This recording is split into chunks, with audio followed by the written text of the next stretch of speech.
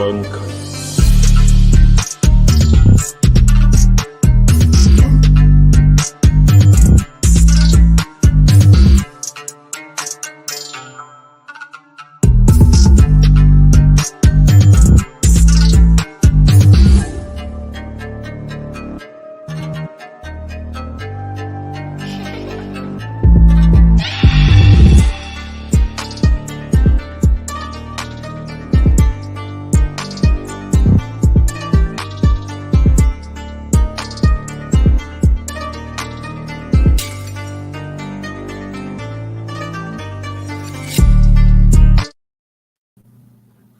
What is good? What is going on? And what is cracking? I am Philly Foothills, and I am back in another episode of East Meets West.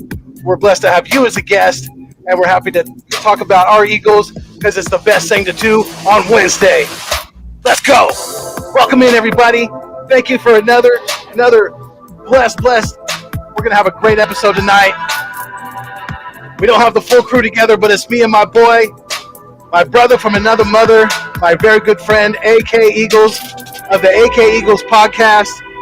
We are triple live stream tonight, so make sure you hit the thumbs up on all three channels, especially on the Nest Out West with your boy Philly Foothills out here in Cali, always holding it down for Eagles Nation 24/7, 365.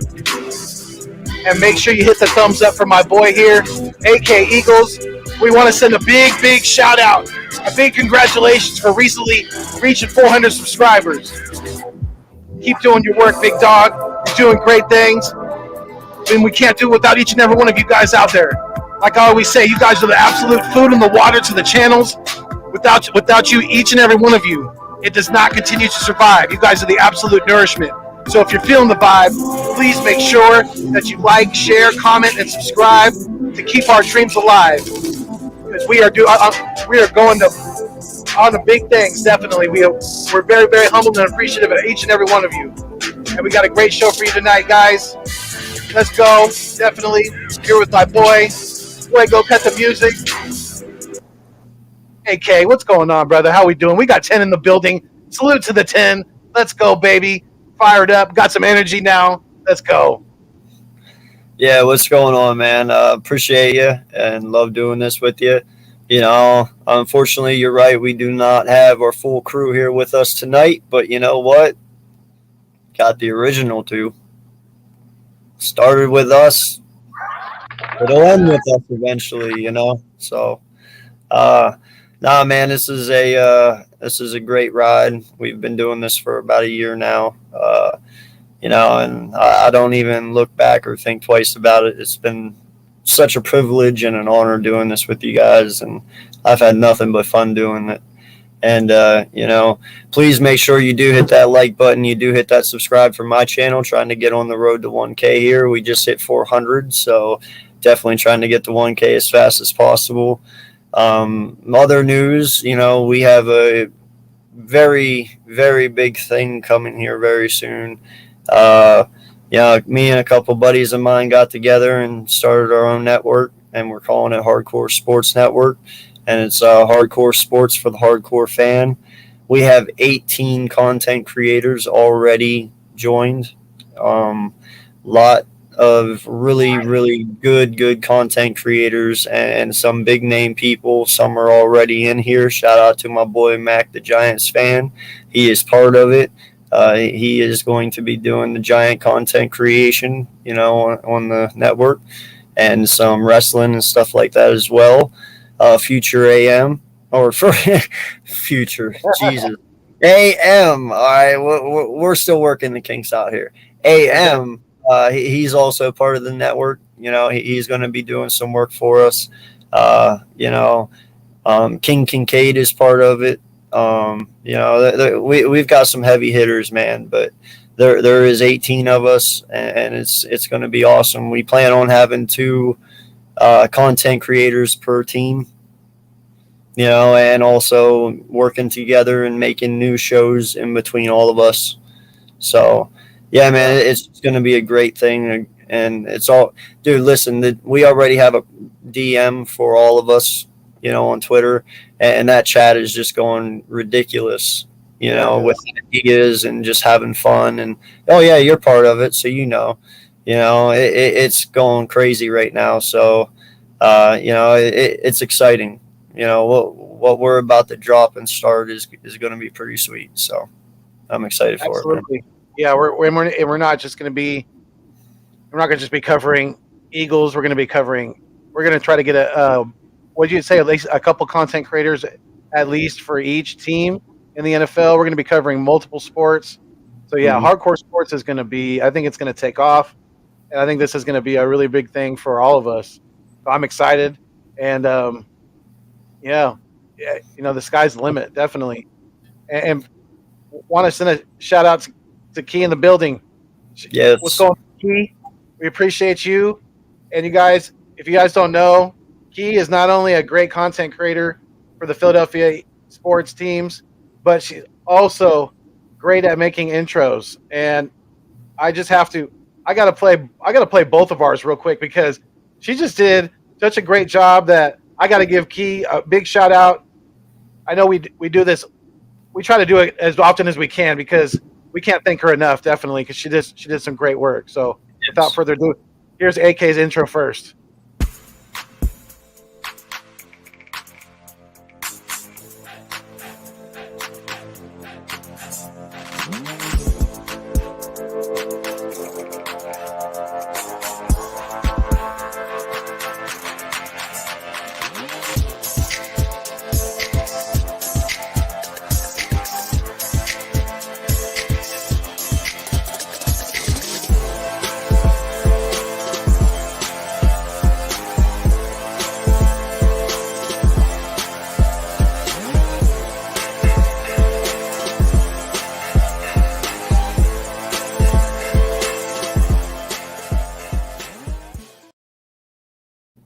Yes, that was AK's intro. AK's intro that Key in the building did. So if you guys need some work with help with an intro or anything like that, hit her up on Twitter. I'm sure she'd be more than willing to help you guys. Great person, and she did it. She's done the intro for the East Meets West that you guys see at the beginning of each and every one of these podcasts, and she did one for your boy here, Philly Foothills, for the Nest Out West as well. So. Got to play that one as well. Got to give her as much love as possible.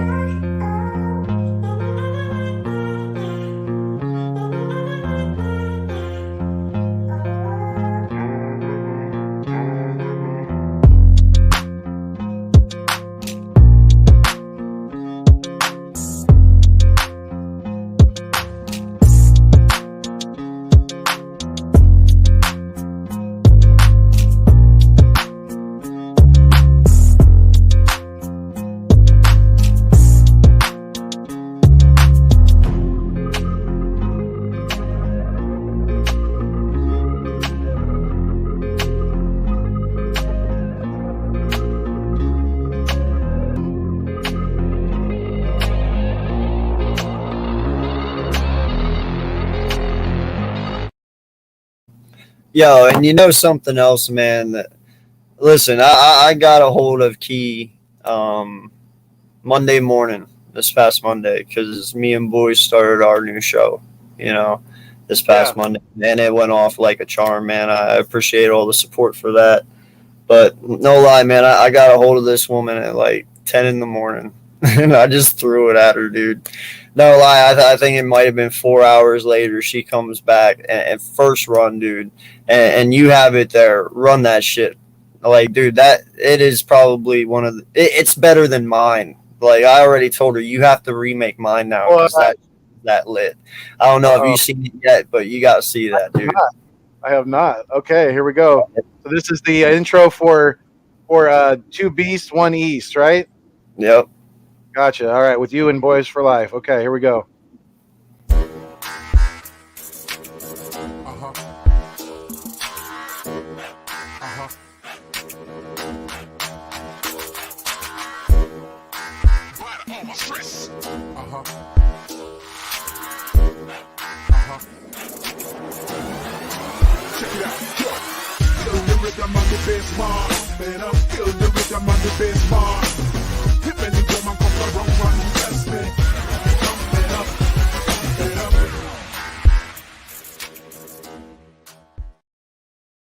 it makes me smile every time I see it for some reason. Like it's Nice. just man.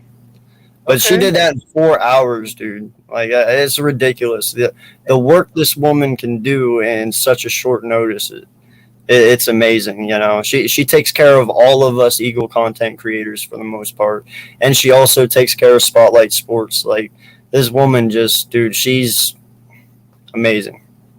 I mean, we got to give her the definitely. My bad. No, you can. But yeah, definitely key. Thank you so much for everything you've done. We really appreciate it. Keep up the great work, and I'm sure you're going to be making more intros for the Hardcore Sports Network. So we look forward to seeing those. Definitely, most definitely.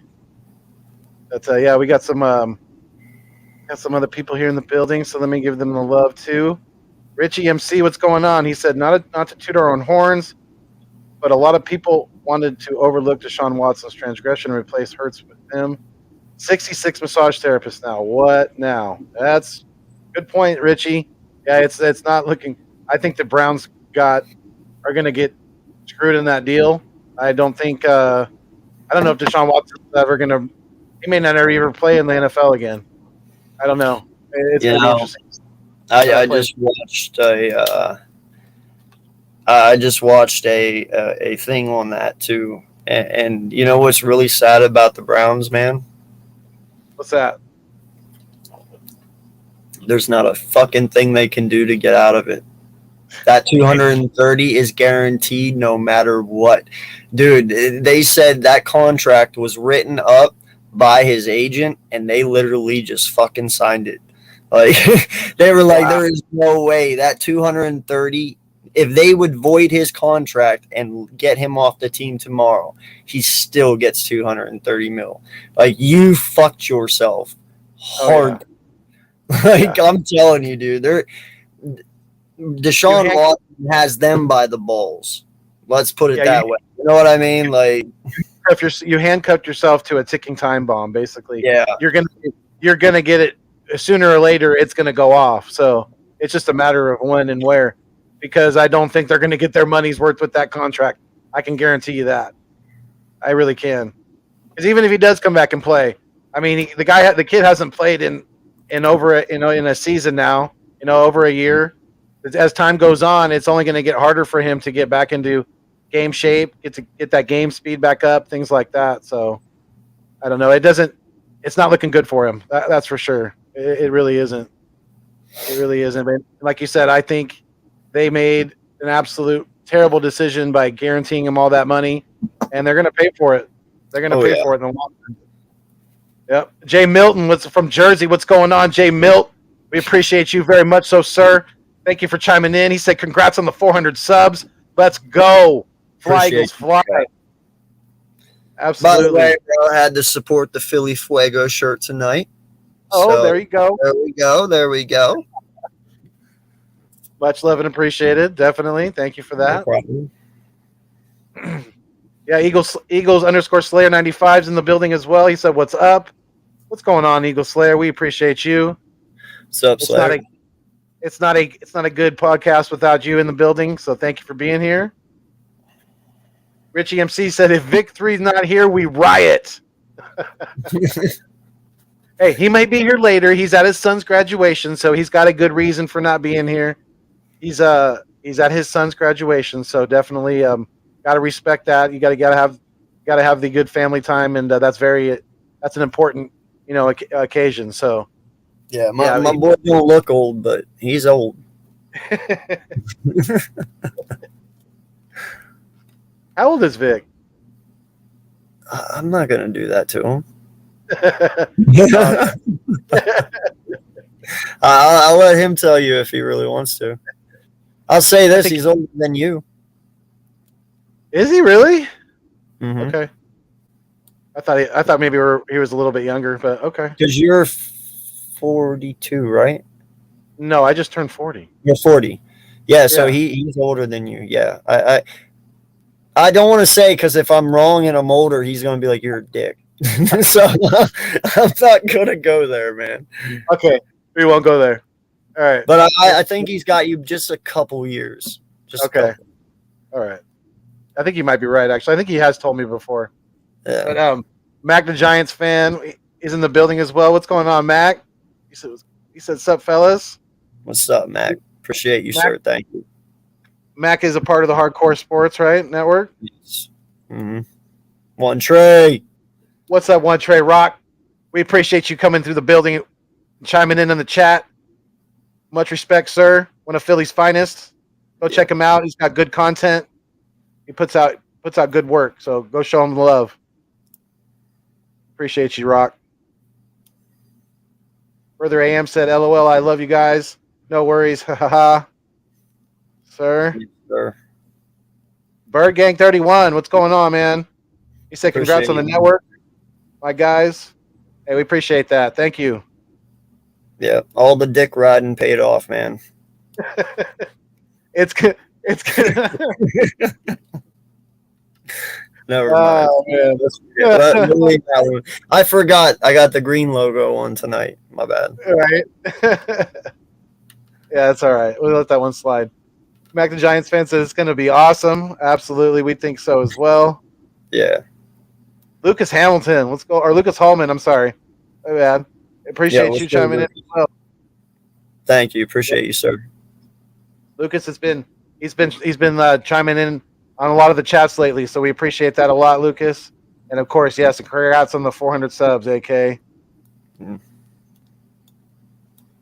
Yes, sir. It's gonna be fire. BG31 said Key is legit. Absolutely, Yes. absolutely, sir. Gonna completely agree on that one.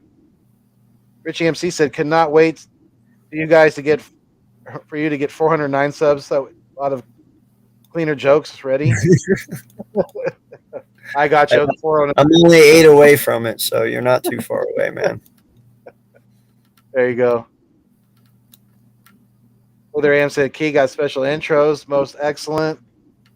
Absolutely.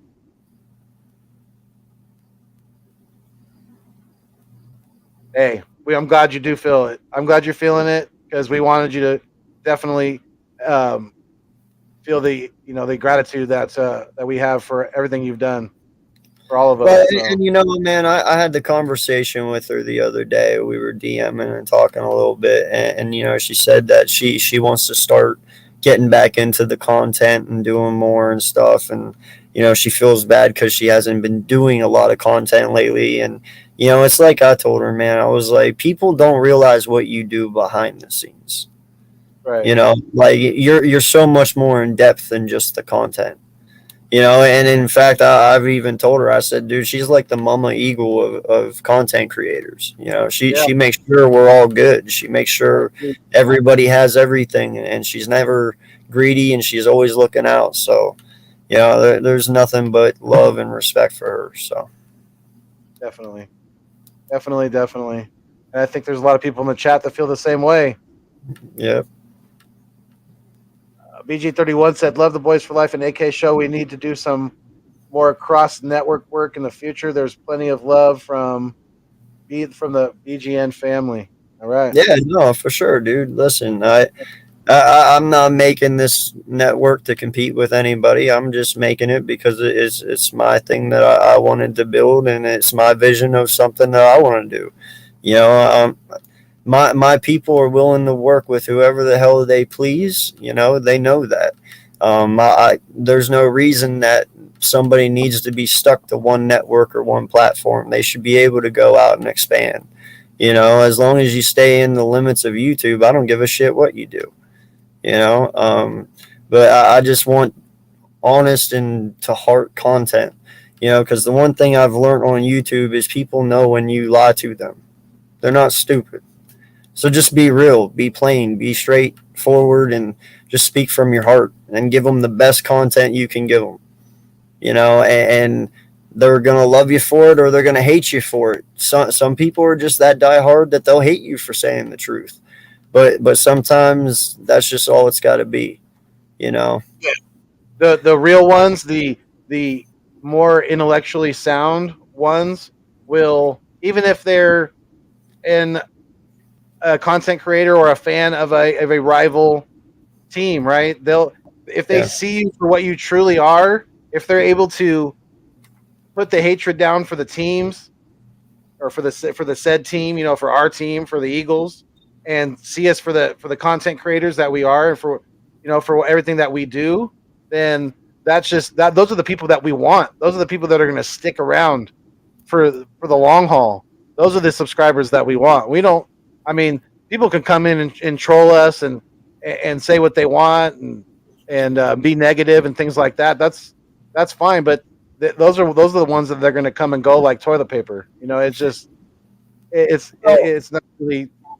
It's the ones that what I'm saying. That the ones you could tell the difference between the ones that are going to stick and the ones that are not. Because the ones that are going to stick, they let you know either way what they think about the content, and they keep it professional. Yeah, for sure. And the reason why I've built a good camaraderie with some of these giant content creators that have joined the network, like for instance Mac, is because that's how I learn my team even better than what I know them.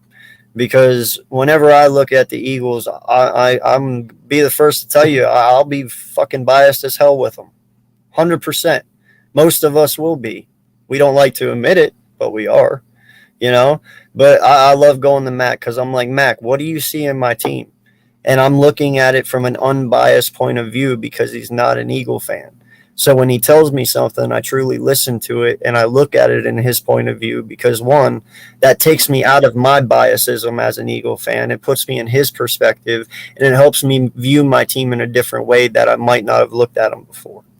Mm-hmm. You know what I'm saying? So it's always good to have those other content creators that are friends and other content creators who are willing to work with you because, one, that is how we learn. Because there's things they know that we don't. And two, they give you better outlooks on things that you might not look at in a certain way because it is your team. For sure. Yeah. Yeah. No, hold on. Let me clear this up because BG just messaged me. No, dude, that had nothing to do with you. That was not shade to you. I actually had a guy come in one time. I'm not going to throw any names down or nothing, but I got accused of being a dick rider because I have many friends from other teams that are content creators. Pretty much like I go out there and I ride their dick to just make friends. And it's like, no, dude, what I do is for a purpose. I was taught at a young age because my grandfather had a big say in my life. You got to give respect to get it. Your name and your reputation means everything to you as a man. It should. Yeah. And I took that with a grain of salt and I took it to heart. And that's how I represent myself on here. One, in a professional manner, and two, because of scenarios like this. Whenever I went to start this network up, I went to my friends and I said, listen, I want to do this. You guys with me? And they said, yeah. And it was very simple and it wasn't even hard because they believe in me and I believe in them. Call it what you want, dick riding, whatever. I made friends that I believe in and I got them in it and we're all going to work together to all be successful, right? I would never have been able to do what I just did with all you guys by being a dickhead. Let's just put it that way. Because if you don't have respect, you ain't getting nothing. Well, yeah, exactly. And I mean, there's some content creators out there that just don't. They either don't get that or they just don't they don't give an F. And either way, that's them. That's their But no, that was no shade to nobody. That was no shade to no person. Yeah, I know. That was literally I was literally called that in a live stream one night. Yeah, and I can second I know exactly what he's talking about. It had nothing to do with you, Bird Gang. No. Yeah, it had nothing to do with anyone. Somebody completely different. Yeah, completely different. Not even anybody on your network or anything like that. So yeah. But it paid off. That's all I'm saying. I mean, you might say what it is. You might call it whatever you want. But making friends is what makes you successful on YouTube. You're not gonna do it by being the enemy of everyone. Well, and exactly, and you can't please everybody for one. And for two, what do you really care about in the long run? One person's opinion about one thing, or about friendships you're building, in relationships you're building with people, Yeah. on YouTube. So it's and through social media in general. You know, Papa Sora is in the building. What's going on, Papa? We appreciate you. Yes, sir. Another loyal subscriber and watcher of all of our content. He's usually he jumps in when we have live call-ins all the time as well when he can. So, yeah. And Miss Nina also. What's going on, Nina? Appreciate you. Thank you for chiming in as well. Yes. Can't do this without you guys, so thank you so much. Love having Nina around. She needs to come around more often. More, please. Yes, please. We need more female perspective in the building, definitely. Anthony Allen, what's going on, man? Another loyal Phil Billy. Definitely appreciate you, Double A. He said when it's all said and done, Deshaun Watson is going to be free of all this mess that's going on around him. Cleveland, they are all in on Cleveland. They are in good shape with him. Them gold diggers just want money. Hey, if he's able to get out of 66 different people that are accusing him of this thing, then more power to him. But I don't know. It's not like I said earlier. It's not looking good for him. It's not like I don't wish any ill will on the guy or anything like that. I mean, no. Unless he did do what these women are saying he did, and then he needs to be punished for his crimes. But it's just a sticky situation, definitely in Cleveland right now. I'm sure that the Houston Texans, Coach Dante, big Houston Texans fan, I bet they're very glad that they got rid of. Let's put this into perspective real fast, because this is something I learned today, and I'm just throwing this out there. You say these women are gold diggers and shit. Then why did Watson make them all sign disclosure agreements? I mean, why do you need a disclosure agreement to get a massage? What are you disclosing? It's a fucking massage. Well, that's what I'm trying to say. You want to call them gold diggers, but how are you digging anything whenever he was the one making people sign disclosure agreements? You don't need that for a massage. And secondly, these men have fucking masseuses that work for the franchise. There's no need to have 66 masseuses. You should have one fucking masseuse. It's that simple. If I had all the money in the world like that man, there'd only be one person and they would be with me the entire fucking time. I would pay them year round to travel with me. It wouldn't be, I have one in every fucking city. No, there's one person and they travel with me the entire time. I take care of them. I mean, that's what I'm saying, but you can't be a gold digger when you signed a disclosure agreement. Like, just do your research, dog. That's all I'm saying. Yeah, and I hear what you're saying, and I think definitely that's I don't know, maybe that was something that his agent or his lawyer decided to put in place. I don't know. It definitely doesn't look good. It's not something that plays in his favor. So, it's I'm sure there's going to be a lot of people out, even outside of Cleveland, that are going to have their eye on that and see how that plays out with Watson and all that, because it's not getting any better right now. That's for sure. Further AM said, "Hey Nina, what's going on? Hope you're doing well." Richie MC said, "Vic 3, then found the Fountain of Youth." Papa Sora said, "It's weird to think I'm literally old enough to be Vic 3's eldest kid." LOL. What? That's funny, Papa. So what would he be? He'd be like Grandpapa Vic?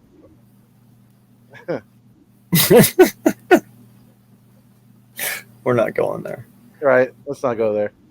We can't diss our guy Vic like that. Hey, but we got 18 people in the live stream right now. So salute 18. We really, really appreciate you guys. Make sure you hit the thumbs up on both of our channels tonight. We really, really appreciate it. It helps push the content out there more and more into the YouTube stratosphere, so to speak. 19 now, so we're climbing. Definitely, we appreciate you guys. Hey, share the live stream. You know, if you can, go on Twitter, go on Facebook, go on the social media platforms, go share it. See if we can get some more people in here that you think might be interested in the content, and maybe we'll get some people drawn in, hitting that thumbs up, and getting that content pushed out there more and more. Because we can't do it without each and every one of you, like I always say. It's important. It really, really is. Oh, I can't wait till you get to that. But go ahead, keep doing your thing. That's so good. Money, what they want. Hey, I'm sure maybe some of them by now. I mean, I don't know if he did that to. It's hard to believe that he did that to 66 women. I mean, it really kind of is, and I'm sure maybe some of them are searching for that paycheck. But what if there is, even if there is only a few that he actually did something to, that's still bad. That's still not. It's still a very disgraceful thing, and he definitely has to be addressed. Let me put it this way: even if it's one out of the 24 women, that's disgraceful. Yeah, absolutely. And even if he gets just one out of the 24 women, he's going to get in trouble.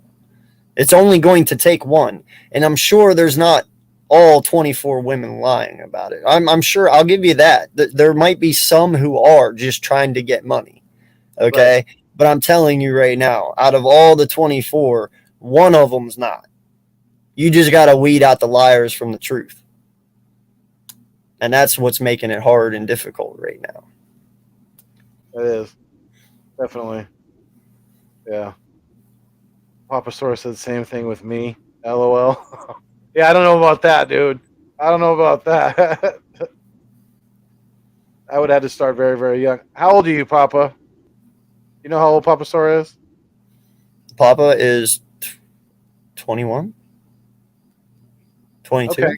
I think. Yeah, I guess we have to. Yeah, I would have started in, right out of high school. He could have been. Yeah, I guess he's right.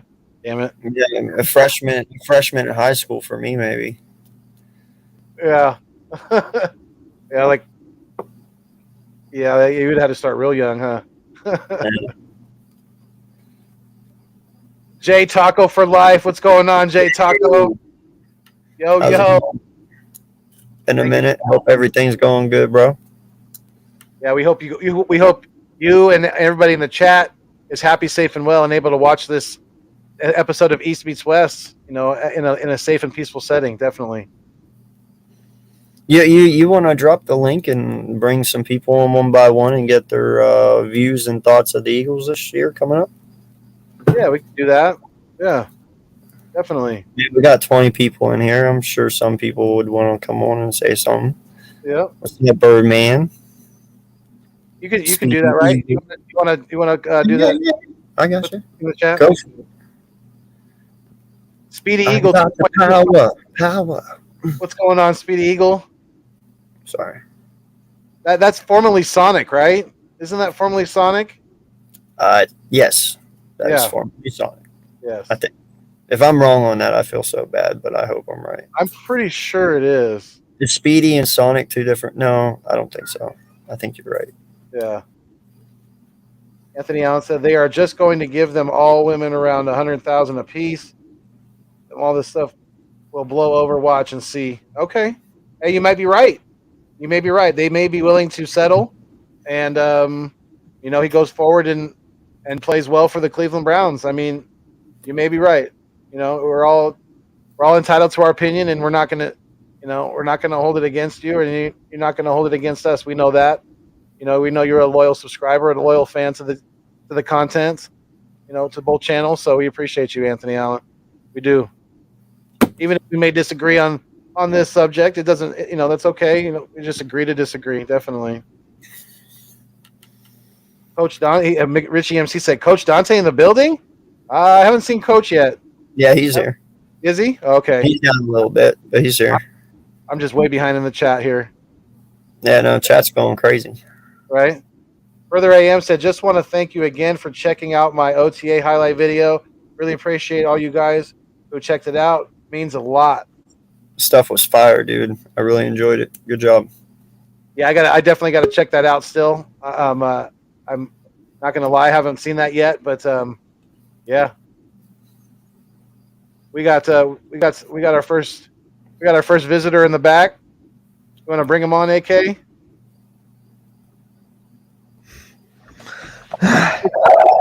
What's up, bud? Mitch He's in the building. What's going on, Mitch? Nothing much, man. Nothing much. I had a long day. I didn't even stream. I didn't make a video. I just had a long day. So, I'm Yeah, glad I did just too. took a day off. I've been awake since around 4 a.m.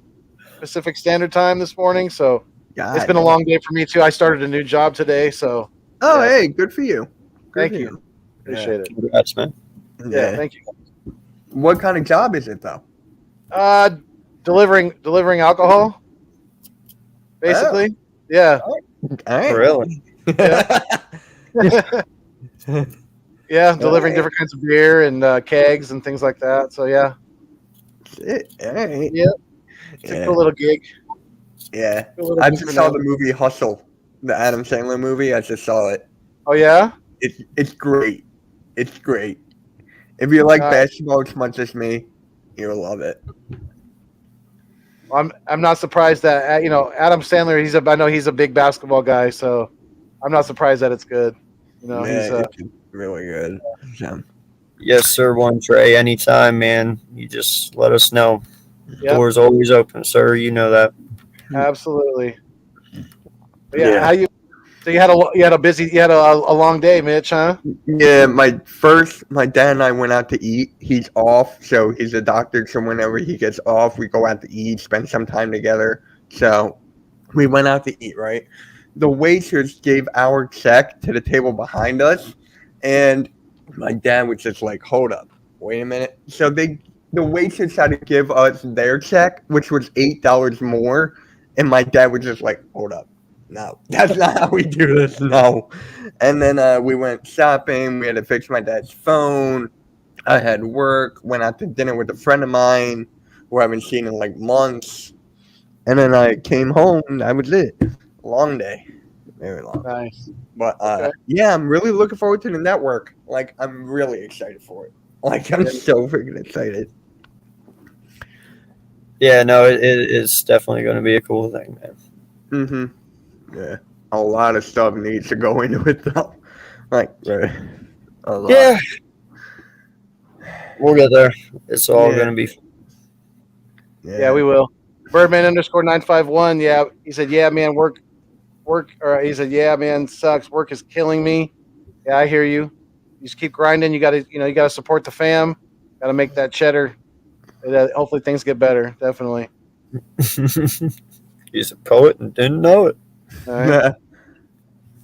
Yeah. So, well, fuck it. Whatever. I don't even care. What's up, Papa? Hello. Papa I Toro, didn't what's say going on? anything. I didn't say anything. I am very tired as well. I think that's going to be the moral of the story for this show. Is everybody's tired. I am Sounds running like on God, 2 y'all hours need of to sleep. sleep. I'm fine. I mean, tomorrow I got 3 streams tomorrow. Phillies. Oh wow. My partnership with Painted Lines. I got that. And I got a call-in after that. So I got 3 streams tomorrow. Dang. Yeah, so today was like my day off from YouTube. So it was much needed. Yeah. So now that OTAs were in their final days today, taken away from what Nick Sirianni was talking about today, and what we've heard from everyone. What are you guys taking away from everything they've talked about Jalen Hurts so far, and AJ Brown and Smith and all these guys? How you guys feeling? Is I I told mean- you so an option. What's that? I Huh? said, as I told you so. Fuck. Never mind. I told you so. I don't even want to do it. I don't even. Just kidding. Is I told you so an option? There, I'll say it for you. Yeah. That is an option. Yeah, yes, I guess that is an option if that's what you choose to say. Yeah. Honestly, I didn't pay much to OTAs. Like, I'm just like, I need to. I mean, it's OTAs, man. I'll pay more attention to training camp, mini camp. Well, all I weekend. understand, but I mean, still, their words speak volumes to a point. You know. Oh yeah, yeah. It does. It does. Yo, Vic, congrats on your son, bro. Congrats on your Absolutely. son graduating. Yeah. Yeah, he was. So we touched on that earlier. That's why Victory's not here. I think Gio's he's still. I think he's still battling the COVID stuff and a little under the weather. So I think that's why he's not here tonight as well. But yeah, congrats on the son graduating, Vic. That's big time. Definitely. Tell him we all said big time congratulations from the whole East Meets West crew. Definitely. And Mitch Kofsky and Papa Sora and everybody here. But yeah, that's some creepy, some disturbing news that Vic has posted on his Twitter. Definitely, that he's claiming that that the Texans, basically set Deshaun Watson up with all of the hotels, the ladies, the non-disclosure agreements, and all that stuff. So if anything like that is true, the Texans could be in a lot of trouble. So they better hope that's not. There's no validity to that. Okay, now from what I get, from what I was listening to on a podcast, from what I was hearing, is that I guess the hotel room and all that was actually somewhat put into his contract. Like that was part of the negotiation when his contract was actually made.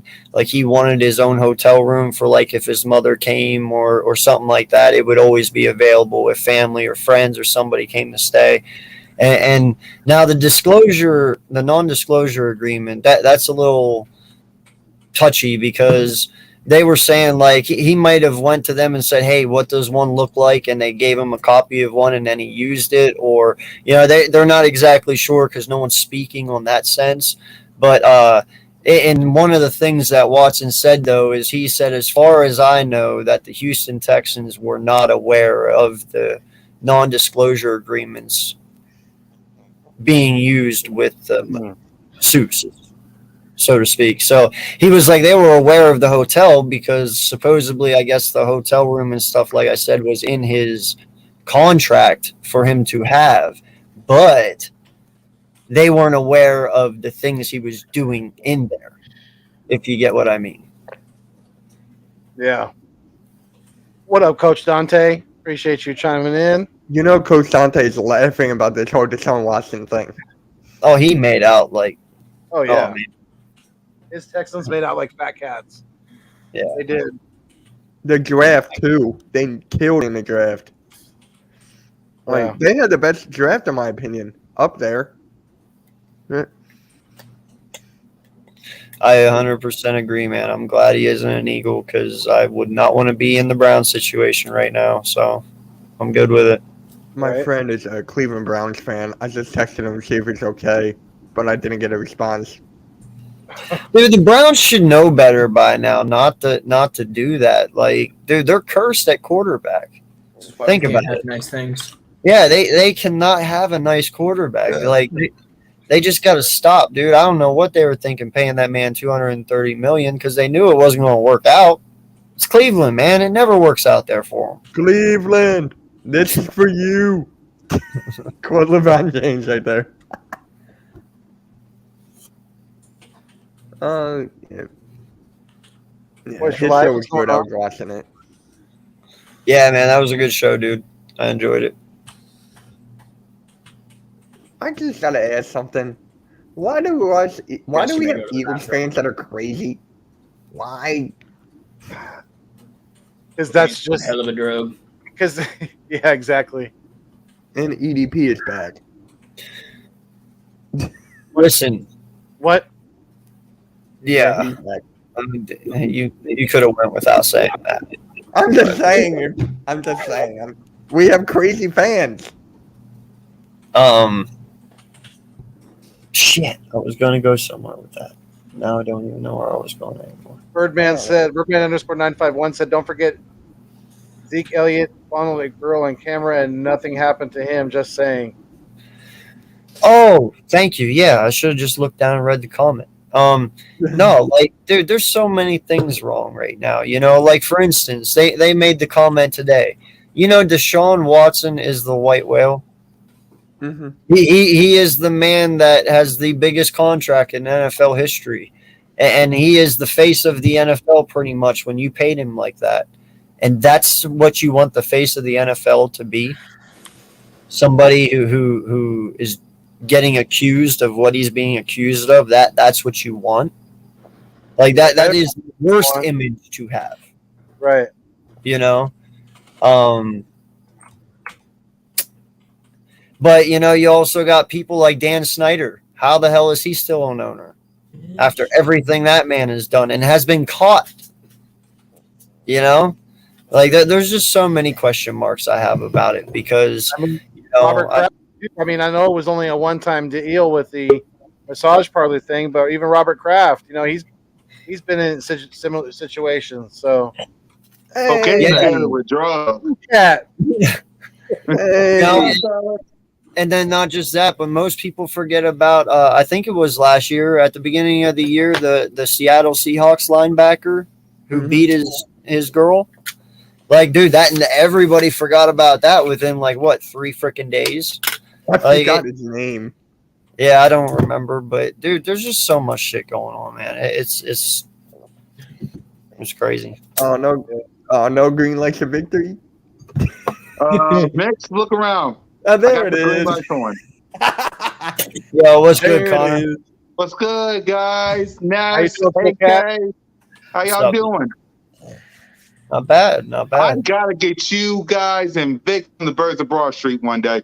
I'm just saying, I gotta get y'all on the show. You know where to find us. Yeah, whenever y'all free, because I'm doing the NFC East this week. Next week, if you three are free, I might bring y'all on. When is it? Just talk some birds. When is it? Next week. Monday. Next Monday. I can What do time? Monday. 7:05. I should be able to Yep. Yep. There you go. possibly. It's that simple, man. With the birds of a feather, but I'll let you know definitely. Yeah, let me know. But either way, we could reschedule if y'all got some other stuff. Just let me know. Okay. Yeah. All right. Yeah, well, definitely. What's up, Randall? Yeah, what's going on, Randall? Ray Rice. Yeah, there's been a lot of guys who have done bad things. Alden, I think he meant to say Alden Smith. Alden Smith. It's a good thing we don't got Deshaun Watson, because if he was here as a Philadelphia Eagle, oh my God. Yeah, it's a very good thing. It's a very good thing. I think Howie was. I think he was only mildly interested. I really do. I don't think he was as deeply interested as a lot of people were reporting. You know, I think he was kicking the tires like a lot of. I mean, unless you have a franchise quarterback that you know is your franchise quarterback in house already, then you should be kicking the tires on that. If you're a good GM, you should. That's your job. Yep. Bro, I call bullshit on it all, man. I've told you a long time ago I did. You know, the only reason that we were thrown into every single freaking conversation is because we were sitting there with 2 first-round picks, and and we had all the ammunition.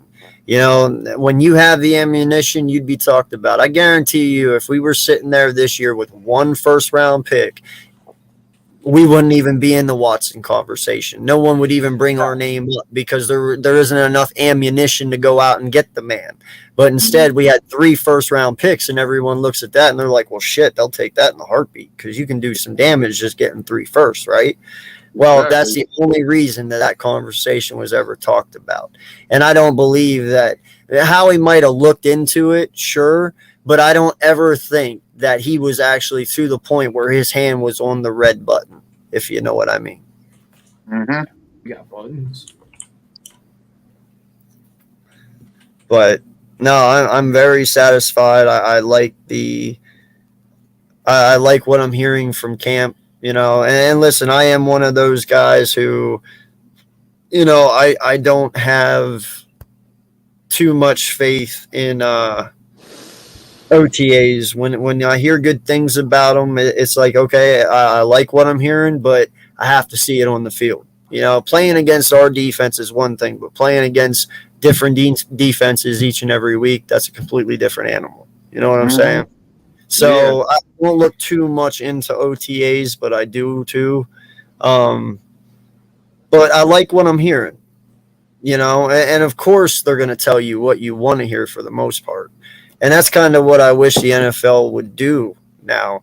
You know, let's stop lying to one another. If you suck, just come out and straight up tell me, like, hey, this guy sucks. Like, stop beating around the bush, man. Like, oh, man, we got so much hope for this team. They're going to go really far. And Rager, man, the sky's the limit for this guy. Like, no, just come out and be like, yo, this dude's a bum. Get him the fuck out of here. Like, you're not going to offend me as a fan. You know, like, hey, you made a mistake. Correct your mistake. Yep. What's going on, Big Play Slay? What's good? Slay. What's good, yo? What up? What's up, Nephew's in Slay? the building. What's going on, nephew? I haven't talked to you in a minute. Yeah, man. How you been, bro? I'm doing pretty good. You know, the year's been rough so far, but you know, slowly by surely things are getting better. So, That's good, you know, bro. as much as they can.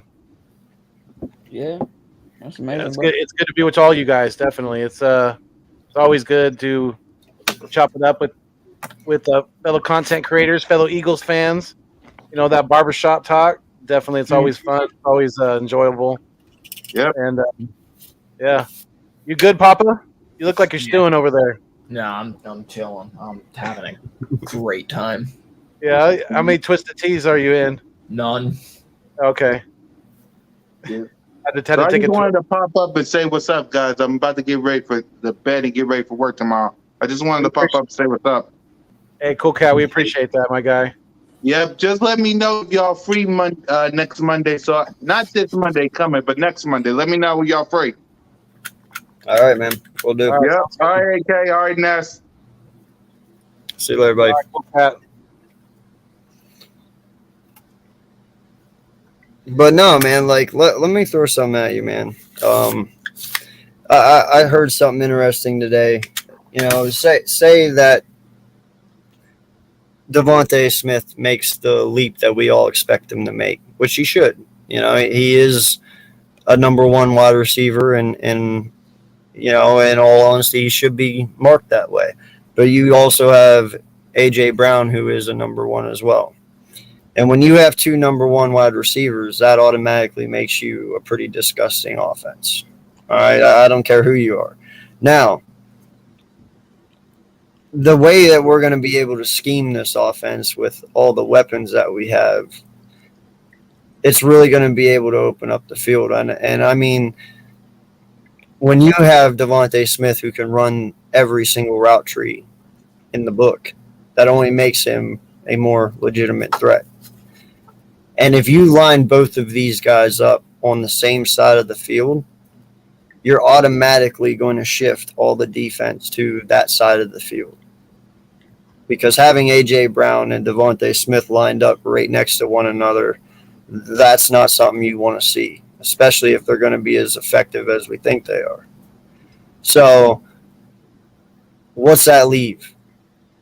Everyone shifts over. We'll just say that we line them both up on the left side. They shift the whole defense to the left. That leaves Dallas Goedert with the entire right side of the field. That leaves the entire right side of the field for Miles Sanders on a little dump out play.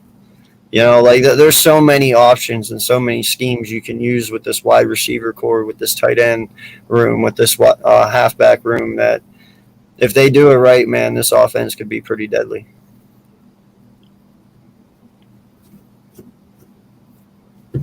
Well said. Okay. Just that simple, huh?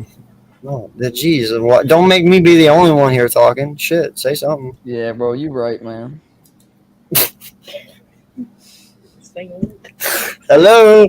Random noises are going off, and I don't know what's happening here. I don't know what's going off. I don't know what's happening. Everything's falling apart. Yeah, Jay Taco, I got the Saints making the playoffs. I got them No, like 7. I don't. There. Do y'all think the Saints make the playoffs? They're gonna be like 7th probably. You know, I could see them making a push. Yes. You know, I'm not a big fan of Jameis Winston at all, but I do know he was 5-2 last year before he got injured. Now, granted, that was also with Sean Payton as the head coach. He has the talent around him. We'll just see what he does with it. But their team, yes, they have a legitimate chance to make a push, in my opinion. They got ballers on both sides. He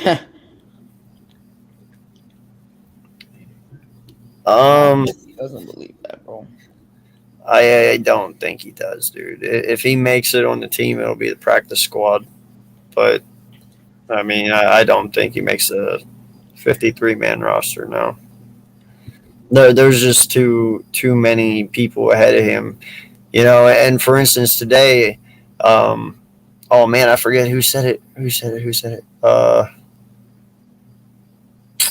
Who said today the breakout? Well, the person that they liked the most in training camp so far. Dallas Goedert to Britton Covey. Oh, Covey. Yeah, it was Goddard. Yeah, I was trying to think who said it, but I actually like that, man. You know, out of all the people that we had, Covey was the one that stood out to him. Like that made me happy a little bit, you know. Covey could be a special person, man. No lie.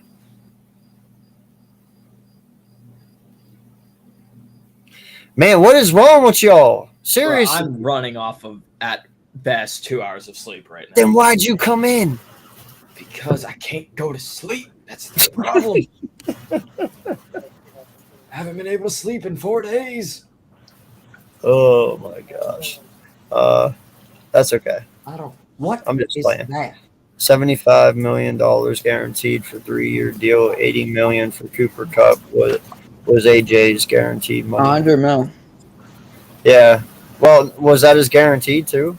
Oh, his guaranteed was 57 million. 57. Yeah, but it was 100 mil. No,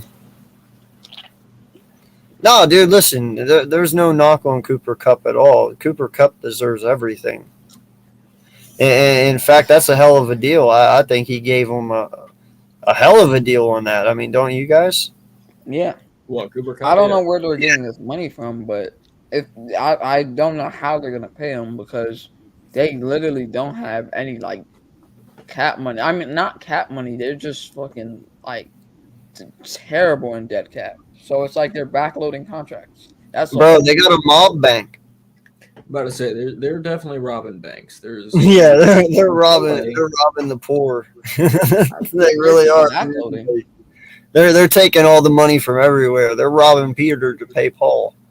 Like they have manipulated the cap. They have proven that the cap is not even real. We don't True. need those draft picks. I don't know. Props to him though. In terms of skill, I wouldn't even say a hot take. In terms of skill, Justin Jefferson is more like skilled than Cooper Cup because from the outside looking in as like a receiver, you're not gonna always think of a guy as Cooper Cup is skilled because he's not a guy that does too much like when he plays. He's just a guy that's patient, prudent, and he knows how to play the game at the right way.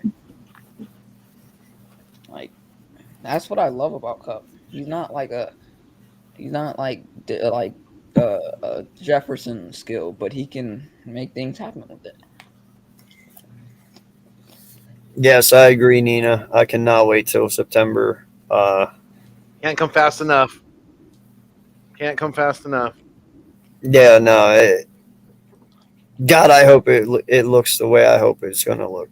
Because if it does, I'm going to be happy. Who do you guys think on the offense needs to step up the most besides Jalen Hurts? Easily Sanders. Not even a You think it's question. Miles? A lot of people are saying Miles. Miles, yeah. No, Who do you I think? got AK? Dallas Goddard. You took it. You stole my thunder. Damn it! Hands down, right now, I'm telling you. Listen, you are now number one. Zach Ertz is no more, man. They've committed to you, Thank sir. you. Bro, you better go out there and earn your money this year. You know, He will. he's a great run blocker. He makes fantastic catches. But, dude, I've never seen a more ass backwards tight end in my life. You can make every hard catch look easy, but every easy catch look hard. I don't understand. But, dude, all I want from him this year is just go out and do what we paid you to do, dude, and catch everything. Like, I want you to have the yak yards with Zach Ertz hands. You know what I'm saying? Like, perfection. That's what I want. He will. 1,200 yards for him this year, in my opinion. I hope to God you're right, Slay. I hope to God so you're right. I would love that shit. Oh, Slay, fuck you. Well, in our opinions, including me and Sora. Bitch, I was first. Back the fuck up. yeah. I think so and so's gonna have this. Wow, that's crazy. Me too. Shut the fuck up. Get your own. And listen, man, I'm not knocking Dallas Goddard. He had a great year last year. I'm not gonna say he didn't, but I'm not knocking, and it's not you're right. We're not knocking him, and it's not knocking anyone behind him in the depth chart at the tight end position either. He doesn't have any real competition to steal his number one position right now. So he needs to step up. He needs to prove that he's worth the money that we've paid him, because, like you said, we made the commitment. We moved on from a Eagles legend, the guy who caught the winning touchdown in freaking Super Bowl 52. Mhm. I mean, it's the show is yours, kid. It's all D God's show now, and we've only added weapons, and it's that middle of the field is going to be wide open. He's going to be able to do nothing but eat. So let's go. He can get that 1,200. It's just a matter of doing it. I think he's a top 5 tight end right now, to be honest. Ooh, oh, he is. that's Yeah. tough. Like I can tell you right now, okay, it would, for me, it would go Kittle. If he plays to his no. full potential, maybe top 5. No, he is number 4. Okay, it goes Kittle, it goes Kels, and then it goes Mark Andrews, and then Dallas Goddard. That is how it goes. Truly. For me, it's one. Okay, this is fully healthy. If it's fully healthy overall, it's Kittle. But right now, speaking of him, I think it's Kelsey. So it's Kelsey 1, Kittle 2, Andrews 3, Darren Waller 4, and Goddard's 5. And then Pitts is 6. Pitts is probably going to be top 5. After Yeah, Well, but I'm also going off PFF. And I'm also going off PFF, who had him the 4th overall tight end last year. Because he also had 100 and I think he had 120 QBR rating when thrown his way last season. And what about that kid from Buffalo? What about Knox? Oh, Knox. He's Oh, top Knox. 10. I'm not knocking Knox. Knox. He's in the top 10, definitely. TJ No, Knox Hawkinson is is a a beast. beast. Yeah. TJ Hawkinson is a dog, man. What do you mean I'm crazy, Birdman? If I'm crazy, that means PFF is crazy then too. Because I was just saying what they rated him as. Yeah, Birdman. Seriously, if you don't believe me, just go look it up on PFF. They have him ranked as the 4th best tight end. It's not even come out that. and It's be just like, the psych, fact that Mark if you're Andrews won. speaking as an overall tight end, Dallas Goddard is a top 5 tight end. Goddard needs to catch the easy ones. The over-the-shoulder ones, he usually has no problem with. It's the easy ones. It's the ones that he could look right into his hands with nobody really around, and he just drops them. It's the ones that's just like where he has the brain flatulence, out there on the field, and he just drops it like a goose egg. Well, Birdman, name me 5 better tight ends than Goddard right now. Not just that, but he was also top 3 in every category for tight end last year, dude. Like that's yards per gain or yards after contact, everything, man. He was top 3 in every single category. Like you don't get that by being bad. No, you don't. Hold on, let me see something real quick. Yeah, the Chargers game was a mess. I mean, Yeah. I don't know how we were close with them, but we were. I personally feel like it was more Herbert just cooking our defense. Like that man sat back there literally, like he could just sit in a chair and throw, to make those throws against the defense last year. That's how easy it was. But I don't know. Even as old as he's getting, I think I might still put Gronk in the top 5 over Goddard. Well, if you're talking now, listen. Here's the thing. If we're talking production from just last year alone and going into this year, what they're projected to do. True. If we're talking of greats of all time, then hell yes, Gronk is there. Yeah, I mean Gronk. In all honesty, Gronk's number 1. In my opinion, when you think of tight ends, in all honesty, Gronk should be number 1. Like you'll never have another Gronk, bro. He's was a ridiculous athlete, and no lie, man, he filled Aaron Hernandez's shoes very freaking well and way better than what anyone anticipated him to do. yo, Birdman, you still ain't answered my question yet. Who's better than him besides Kelsey, Kittle, Andrews, and Waller? It's not Pitts, bro. I have to see more from Pitts. I can't judge it off of 1 year. Like he's a good tight end. I like him a lot, and I like his skill sets, but he's just not a better blocker than Goddard, and that's why I say overall. I actually have Pitts 5th, so I have him right. Pitts is 5 for me. Yeah. Yeah, I gotta see a little bit more, but he's definitely in the top 10. He's a stud though. Top 10. Yeah, Hawkinson is good too. Hawkinson is good, yeah. Hey, Hawkinson's only downfall is he plays for Detroit. Yeah, he has to Right, if you play for a better quarterback. Yeah, no, if he played on another team, dude, like if he went to the Rams or Buffalo or somewhere like that, Jesus. Like, And I'm not even gonna lie. Dalton Schultz is not bad either. no, he's not. It's again the offense he plays in and the quarterback that he plays with. Yeah, I don't know. I think Dalton could do better in a different situation with a different team. I think he could have better stats. Now, you want to know a tight end who really got the shit under the stick? Mike Gesicki. Yes. That dude got the shit end of the stick. You Definitely. put Mike Gesicki with Tom Brady, oh my God. You put him with Aaron Rodgers, good night. You put him with Russ, good night. But dude, he fell into a shitty situation. But Mike Gesicki is an amazing talent, dude. Yeah, for sure, It's Birdman. Kittle True. is the best tight end when he's fully healthy. He's the best overall tight end right now. Of course, yeah, I said that. Kittle, by far, number 1. The only reason that Kels would get number 1 over him is just because of his overall production. Right now, right? Now. That and Kels. I mean, I don't want to say that Kittle doesn't play smart, but Kels definitely doesn't play with as much aggression as Kittle plays with. Whether I'm talking about his physicality, and that translates into being more available on the field than Kittle has been, because Kittle plays so physical that he just tends to get hurt because. Well, see, Kittle's physical to where Kels is energy. Right.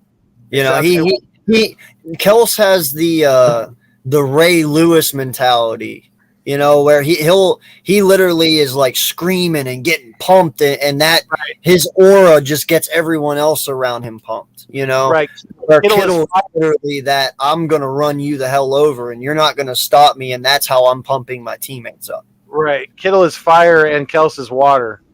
You know, they're both powerful in their own ways. Yeah. You know? Yeah.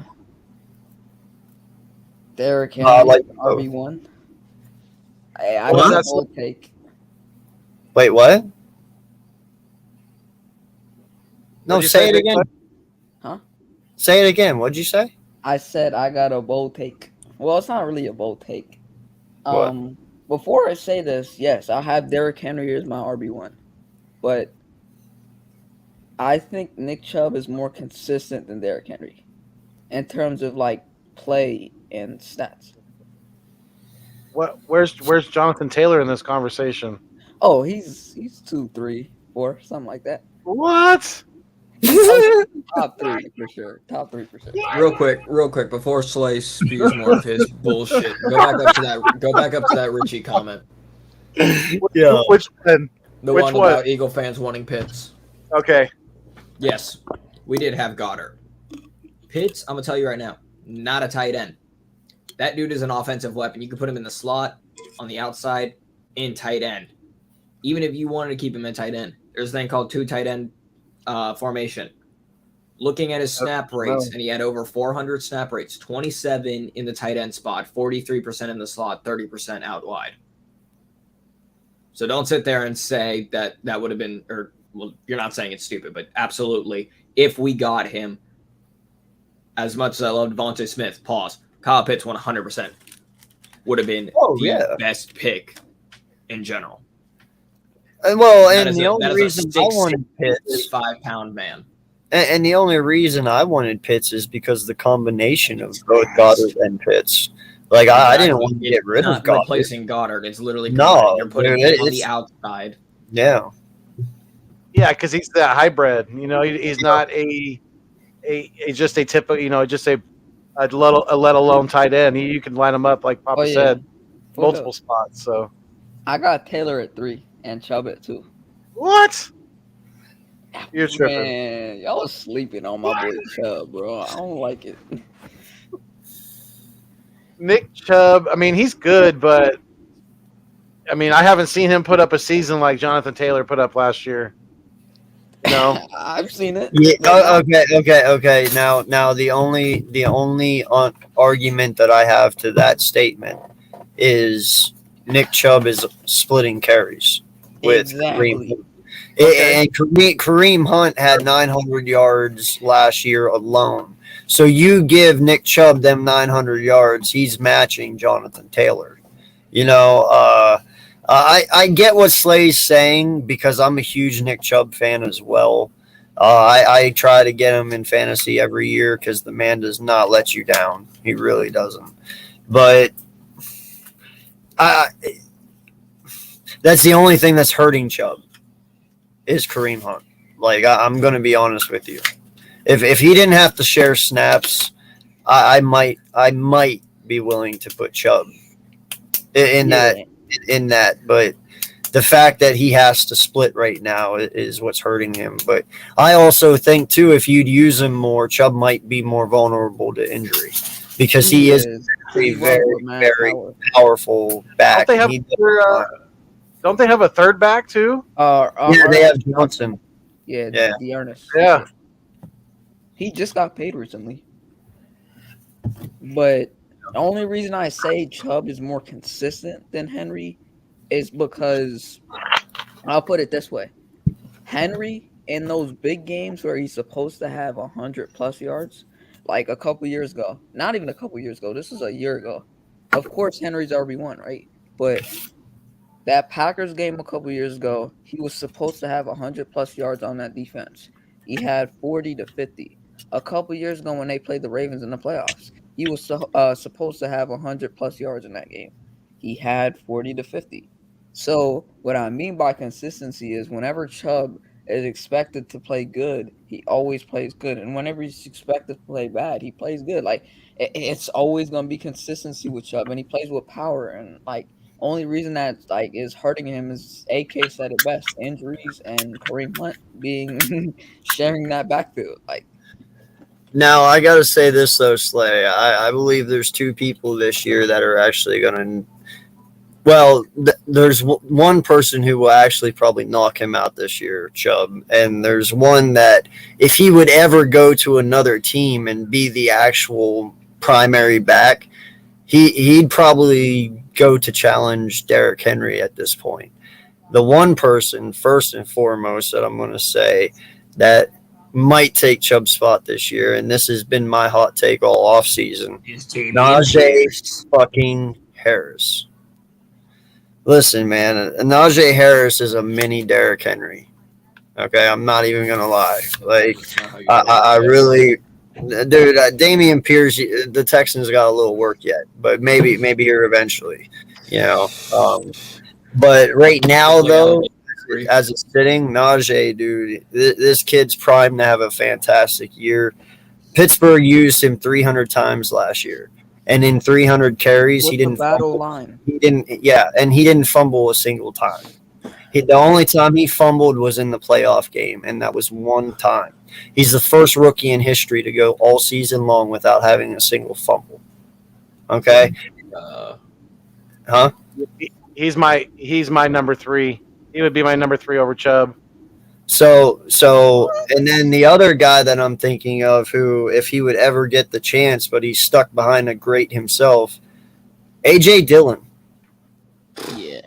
If A.J. Dillon could ever get off Green Bay, which I think he might, he's gonna be RB1 by the end of the season. Yeah, I think he might be available come trade deadline, because they're not going to be able to pay Aaron Jones and A.J. Dillon. One of them's going to have to go, and I'm pretty sure it won't be Aaron Jones. So, but wherever A.J. Dillon goes, man, next year, dude, I expect this guy to come out and immediately challenge everyone for the Russian title.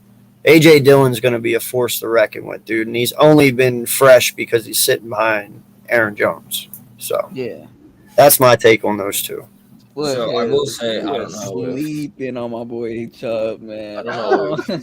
I'm not sleeping on him. I love Chubb, dude. It's just, like I said, he's got a little crutch, and that's called You know who else is stuck on a team that's not very good, and who I think could be a very good running back if he was on had a better offensive line?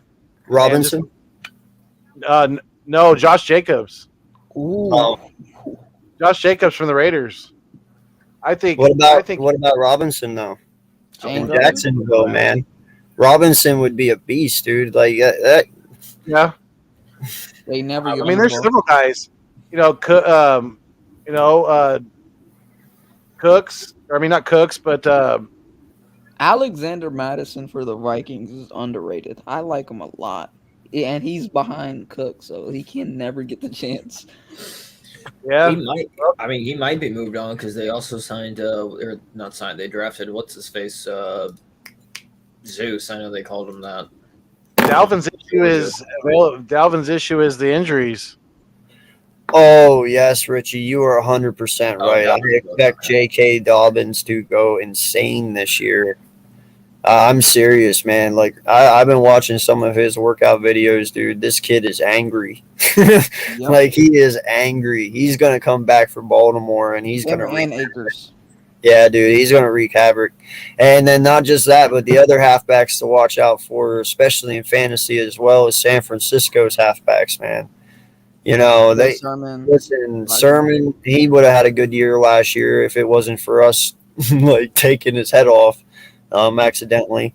You know, Wilson. Did you guys know that the Ravens were one injury away last year from the president declaring a national disaster? That's how bad it was. Watch out for my boy DeAndre Swift, bro. That dude is gonna be a dynamite this year, bro. He's going to be We've been saying that for how many years? Killer, bro. Y'all sleeping on my boy Kenny Gainwell. He about to have a big year. He about to put Miles Sanders on the bench. RB1. There's no way. There's be like DJ Khaled, I'm taking over. There's no way. And he's going to be RB1 by the end of the season. No way. No way. Dude had no way. I would bet my lunch money on that. No way. Hold up, we got lunch? Listen, I'm telling you right now, dude, Kenny Gainwell is not a 3-down halfback. He is not. He is Darren Sproles. He is your change of pace back when you are at 3rd and 8 and you need a screenplay to get those really rough yards real quick. That is what he is. He is not a 3-down back, and y'all need to stop looking at him as a 3-down back. I have a Well, question. what is Sanders? Sanders is built more for a 3-down back, Slay. What he Like- ain't showing it. Ain't proving it. I have a question. Are we? Don't try and just pull something out of thin air here. Like that's dumb analogy. Miles Sanders is a 3-down back. Yes, his health is a question mark, but he is a 3-down back. You could say the same thing about Saquon fucking Barkley then. I guess he's not a 3-down back, Slay, because he can't stay healthy. Nah, I'm playing with you, man. I like Sanders.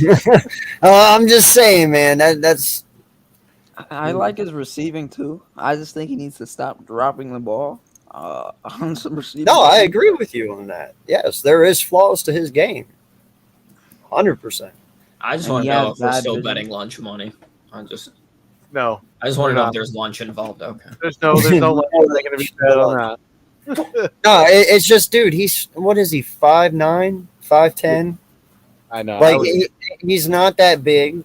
He really isn't. You know, that brings up a good question. You know, who's going to be our power back then? You know, who's going to be our short yardage back? Kennedy Brooks. AJ Dillon. No, Kennedy Oh, we're Brooks. Trade shouting alert. out names there. Trade alert. Kareem Hunt. no. In all honesty, dude, I would love to go. Like, in all honesty, if Howie wants to make me a believer that they're going for the Super Bowl right now this year, go out and get me Kareem Hunt or go out and get me AJ Dillon. You know, we had this conversation the other night. Lindy said something about just bringing back Jordan Howard. I'm like, no, if you're going to go out and you're going to make that push, I want the definite. The guy that I know is going to be there, not the guy that has the injury history.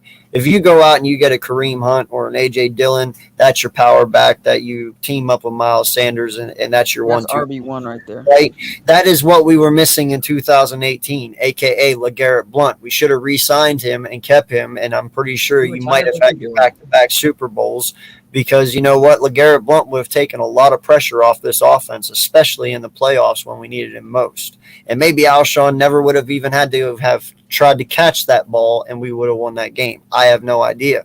But you were missing a power back in 18, right? That we were very, very short on halfbacks that year. Blount would have changed a lot of things again. That's what we're missing now. Kennedy Brooks, can he be that guy?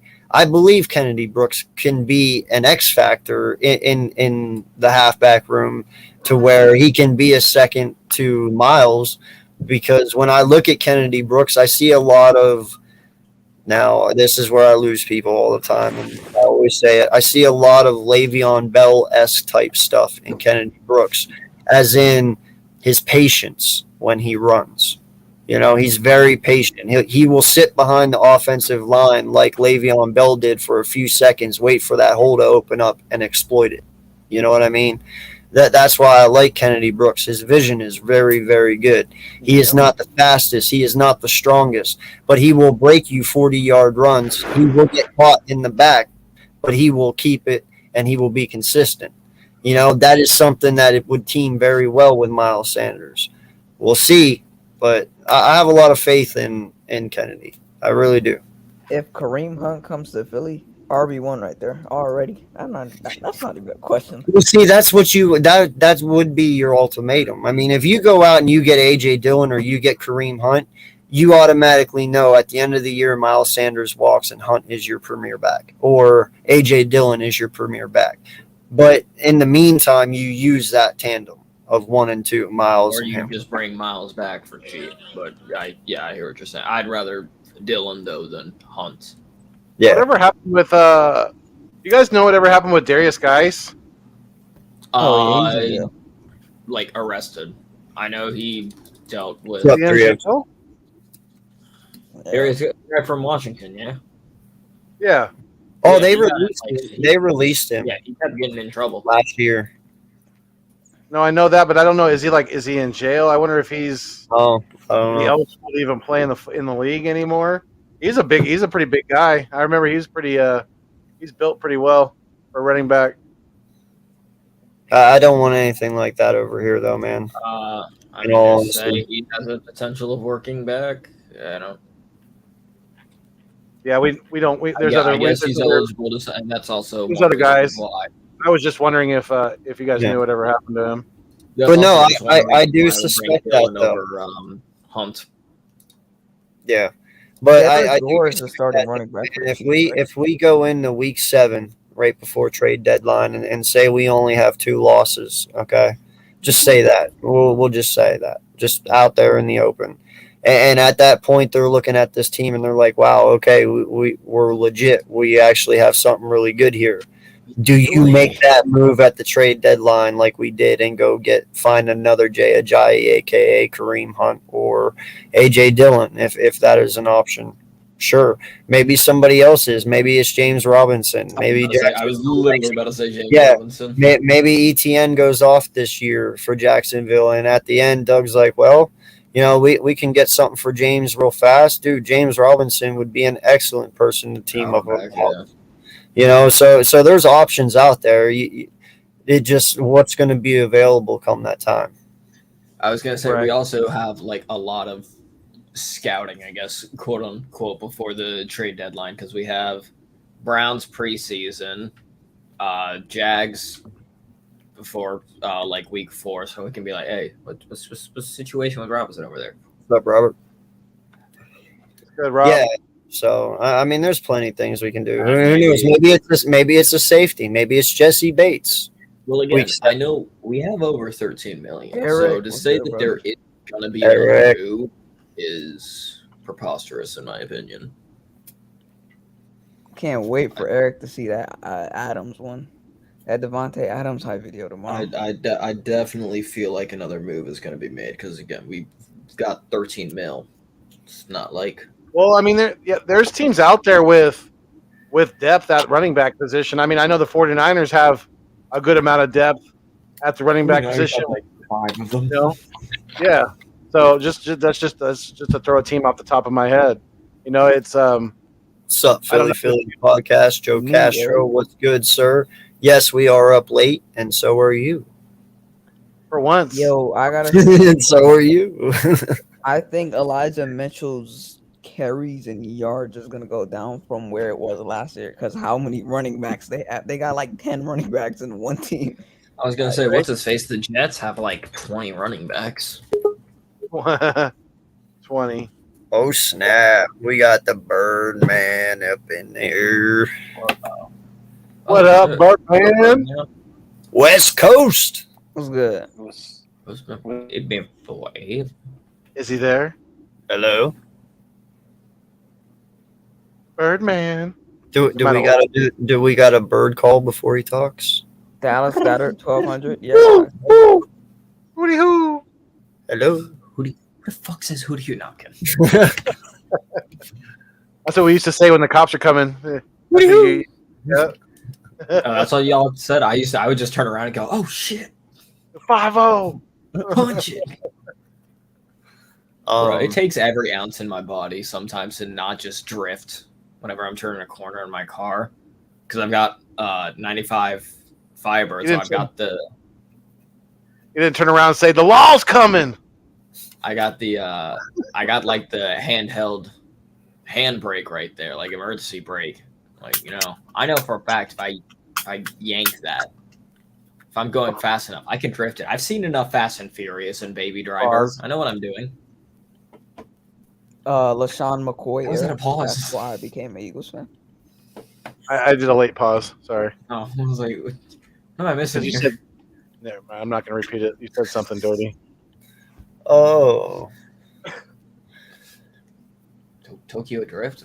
Well, That's a good question. I know mine is Tim very Tebow. simple. No, I'm kidding. It is all number 12 for me, man. Hands down. 20 for me. Randall Cunningham.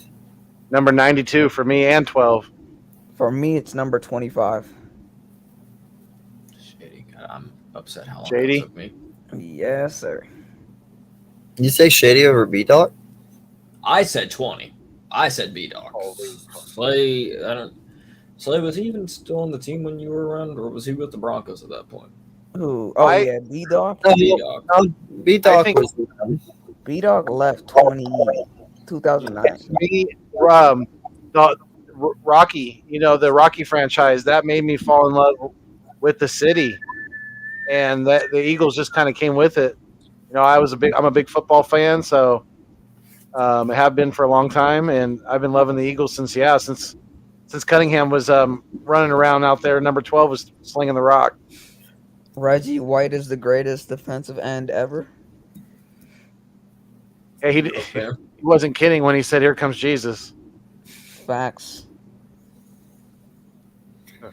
Well, I mean, if you honestly look at it, what was it in '89? I believe it was. He had 20 sacks in what was it, 11 games. If we would have had a full What? season that year, he would have actually completely shattered the sack record. Like no one would have. He would have. Yeah. Yeah, He in, would've in 1989, he had 20 sacks in 11 games. Mm-hmm. It was ridiculous, man. He was going off, and he if we didn't have a full season that year, why was that? What was up with that? Why didn't we have a full season that year? I think it was like a player strike. Was that what it was? Okay, yeah, player strike. but he had 20 sacks at that. That's when Washington won it that year, wasn't it? I think so. Yeah, I think. Yeah, you're because right. with Theismann, right? Keanu Reeves. Pretty sure. Yeah, because I always give my brother shit for that because they actually won the Super Bowl during the strike, and I always say that's the one they didn't earn That was because they 90. never actually played NFL teams. They were like one of the few NFL teams that didn't go on strike. So they were playing unofficial teams at that point because they were playing, paid They were players. playing Jane No, that Falco. was 88. Then that was 88. Yeah. Yeah. But it was 88 to 89, and that's what I'm saying. Like, yeah, right. But Reggie had 20 sacks in 11 games. That's ridiculous. wild. That I will is say one of the things that, like I said, I had B-Doc 100% was a reason why I am an Eagles fan. I literally even showed kids because they were like, "All right, Mr. Evan, you hit too hard when you play football. You know it's tag football, right?" I was like, I grew up watching Brian Dawkins, right?" And they went, "Who?" And I went, "Sit down, shut up, look at the board." Instructed them all in the history of Brian Dawkins, but that's another thing that got me into the Eagles is that movie Invincible with Vince Papale. Mhm. That was Interesting. a damn good movie. We Also, got just the greatest damn good defensive end of all soundtrack. time. God, you are making me feel old right now. Who, Right? me? If Vince Papale got you into the Eagles, I'm fucking old. I said B-Dog though. Oh man. I just like that. I just think the movie. I just think it was a good movie. Birdman's a little too quiet over there. Birdman, you here now, buddy? Testing. Can you hear There me? you are. There he is. There he is. Man, it's been a minute, so I think I lost my Right? touch of how to do this whole streaming thing. Jesus. It's been 84 years. You figured it out, brother. You figured it out. What's Yeah. going on, man? Well, hey, man, before we get into the nitty gritty, I want to congrats to Mr. 8K getting to that 400. Appreciate it. It's Thank you. it's a lot of work, man. You've been doing it. You've been doing a lot from where it started. I mean, I remember our first video. I think it was horrible because we were having technical difficulties, but I do remember it. But They were muted for half of it. It was just. I can't wait till we hopefully one day get to 1,000 like Mr. Foothills over here, join the 1,000 club. But anyways, just keep doing what you're doing. As far as the whole organization goes and everything, I'm part of the ESF, which is Elite Super Fans, and there's not very many Eagle fans doing it. I think I'm probably like the second guy. And No, I'm in it too. Okay, sweet. And I actually want to see if we can get some more of these fans to go out there. I wish Foothills could be. I mean, it would be awesome to see him doing his whole luchador mask thing. I think that'd be awesome to see him maybe one of these days. But I want to start calling out the Eagle fans because we need to start getting creative, man, because there are so many wonderful super fans that are just dressing up and just having fun out there. I didn't know I'd be doing this, but everybody's been pretty much accepting me from Raider Nation, and the list goes on and on. And they're fully supporting me representing the Eagles, especially on the West Coast. And I just can't wait to just. It's a lot of challenges, but the main thing that I wanted to say was, the big thing why I joined it was I really want to let the kids know that we support them and everything. Especially, I have children, and everybody who does have children, that us adults, we have to do what we have, we have to do what we need to do, to make them safe. It really breaks my heart what happened in Texas. Everybody knows the story, and we have to figure this out. Yes, gun laws, I totally agree with it, but I think we need to step it up just a little bit more. Just like if we protect our money with guns, we got to protect our kids somehow. We have to do a better job. But also, I just want to be supportive of these kids. And, my mask might be looking a little scary, but once they get to know me, I was giving them the stickers and everything like that. Then it was kind of funny. The parents are just giving me this look like, I'm a Dallas Cowboys fan, right? I'm a Chargers fan, right? But I was like, hey, man, the kids love the costume. What am I supposed to do, man? But hey, let's take this picture and Stiff let's arm the buy, child. let's bygones, be bygones. But it was all fun. But it's just great to represent the Eagles. It was a huge moment that I was able to go in the front right there and see. I actually shook Roger Goodell's hand. Now take it for what it's worth, but Maybe to wash I up mean, afterwards. yeah, he had the security guards around him and everything, and I cannot believe that he approached me. And I was kind of like, "Whoa, okay, so, this is really going down." So I was like, "All right, good deal. I know everybody's booing the hell out of us right now, but I'll shake your hand, man, for letting me get in the front row with you." So, I but hope you hit the hand sanitizer after that. Can I announce a pick, yeah. please? And the other cool moment in that That whole would be awesome if experience, you got to announce the pick. which was Can I get totally one of them awesome, Subway was sandwiches?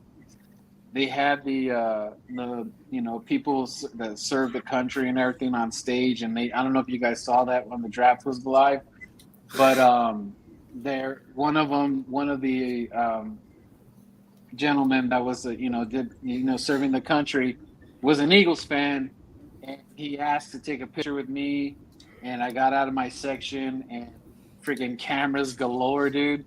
And I thought that was a big moment to me because it's like it was just so cool, man. Like it just like I've never been a part of something like that, and just like being the representative for the Eagles and everything. I know we do our fun stuff here on YouTube and we debate like crazy, but like the moral of what we do, why we're doing this is it's for the birds. Like we have such a passion for the birds. We go crazy just to see them practice.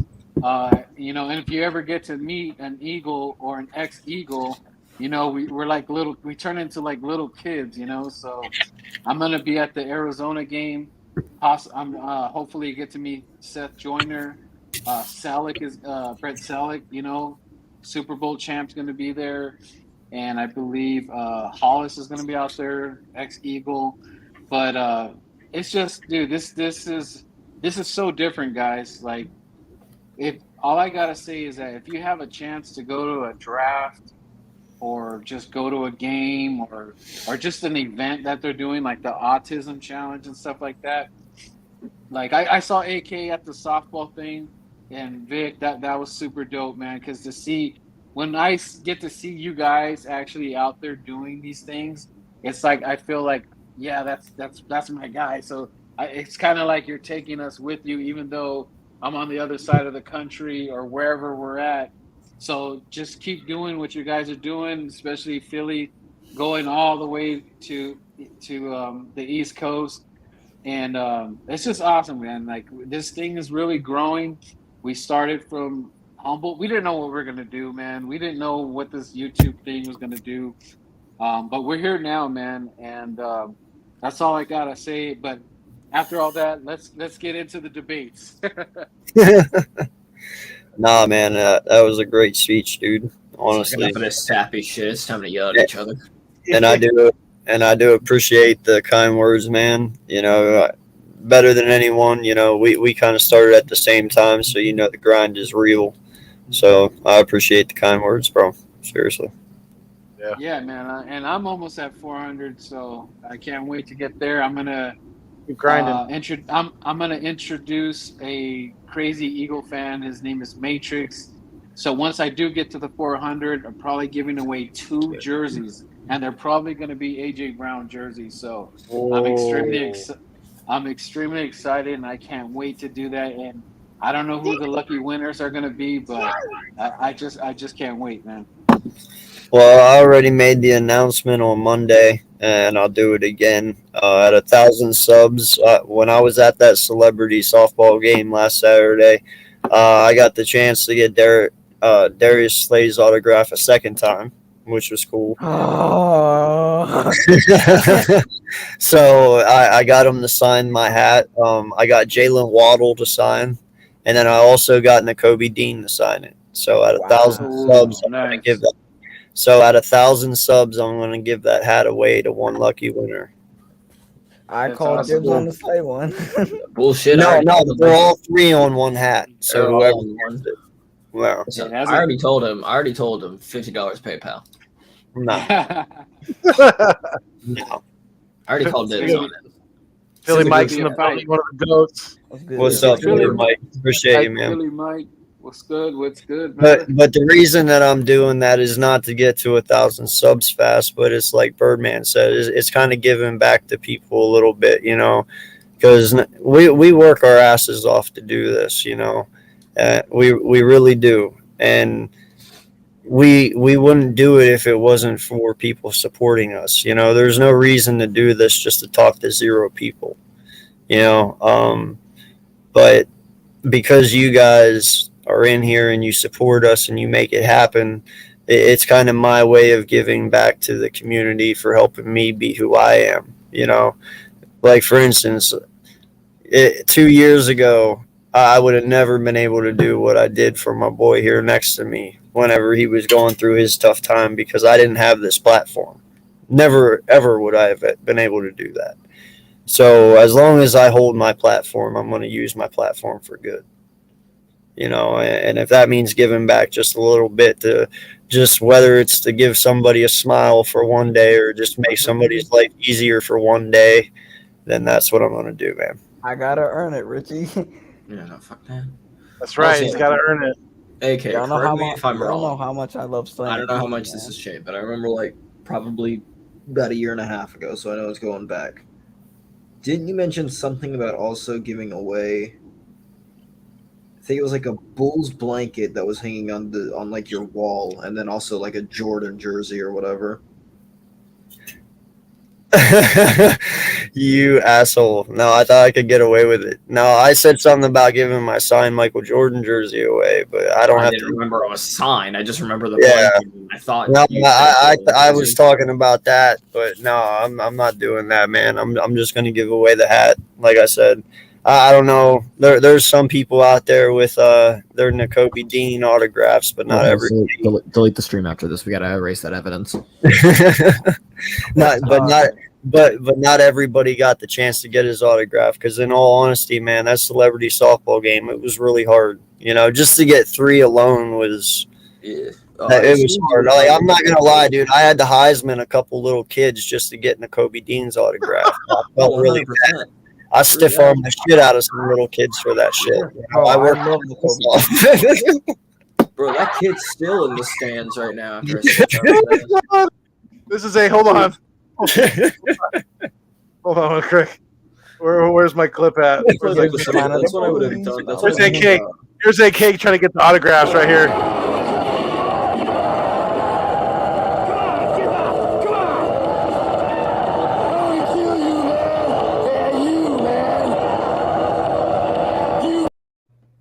Yeah, that's right. Fuck you, Timmy. This is my hat. Oh my goodness. no lie, man. And then all of a sudden, our ref goes, Taunting. 15-yard penalty. Go back 15 bleachers. AK stiff arms the little kid. The little kid kicks AK in the shin, and then the little kid gets in trouble because he gets caught by his parent. Yeah. No, I do remember that, man. And shout out to Philly Mike. Honestly, he's been a very big supporter of mine since I started. So appreciate you, dude. Seriously. Definitely. I don't know why. Definitely. You were saying shout out to, and then you paused. I really thought you were about to be like shout out to Vic for helping me stiff arm those kids. Vic was his lead blocker. Thanks, bro. No. Vic was the center, dog. Vic was Jason Kelsey. I was literally about to say Vic is Kelsey when he runs alongside the running back. No, dude, and no lie, man. I still don't have my voice back from last Saturday. I still have my voice lost. I tried to yell at my daughter today, dude. And my voice squeaked, and I just started laughing. It was no longer serious anymore. I'm about to say your daughter immediately just went. Yeah, dude, totally sounded like a dog squeak toy. It was really bad.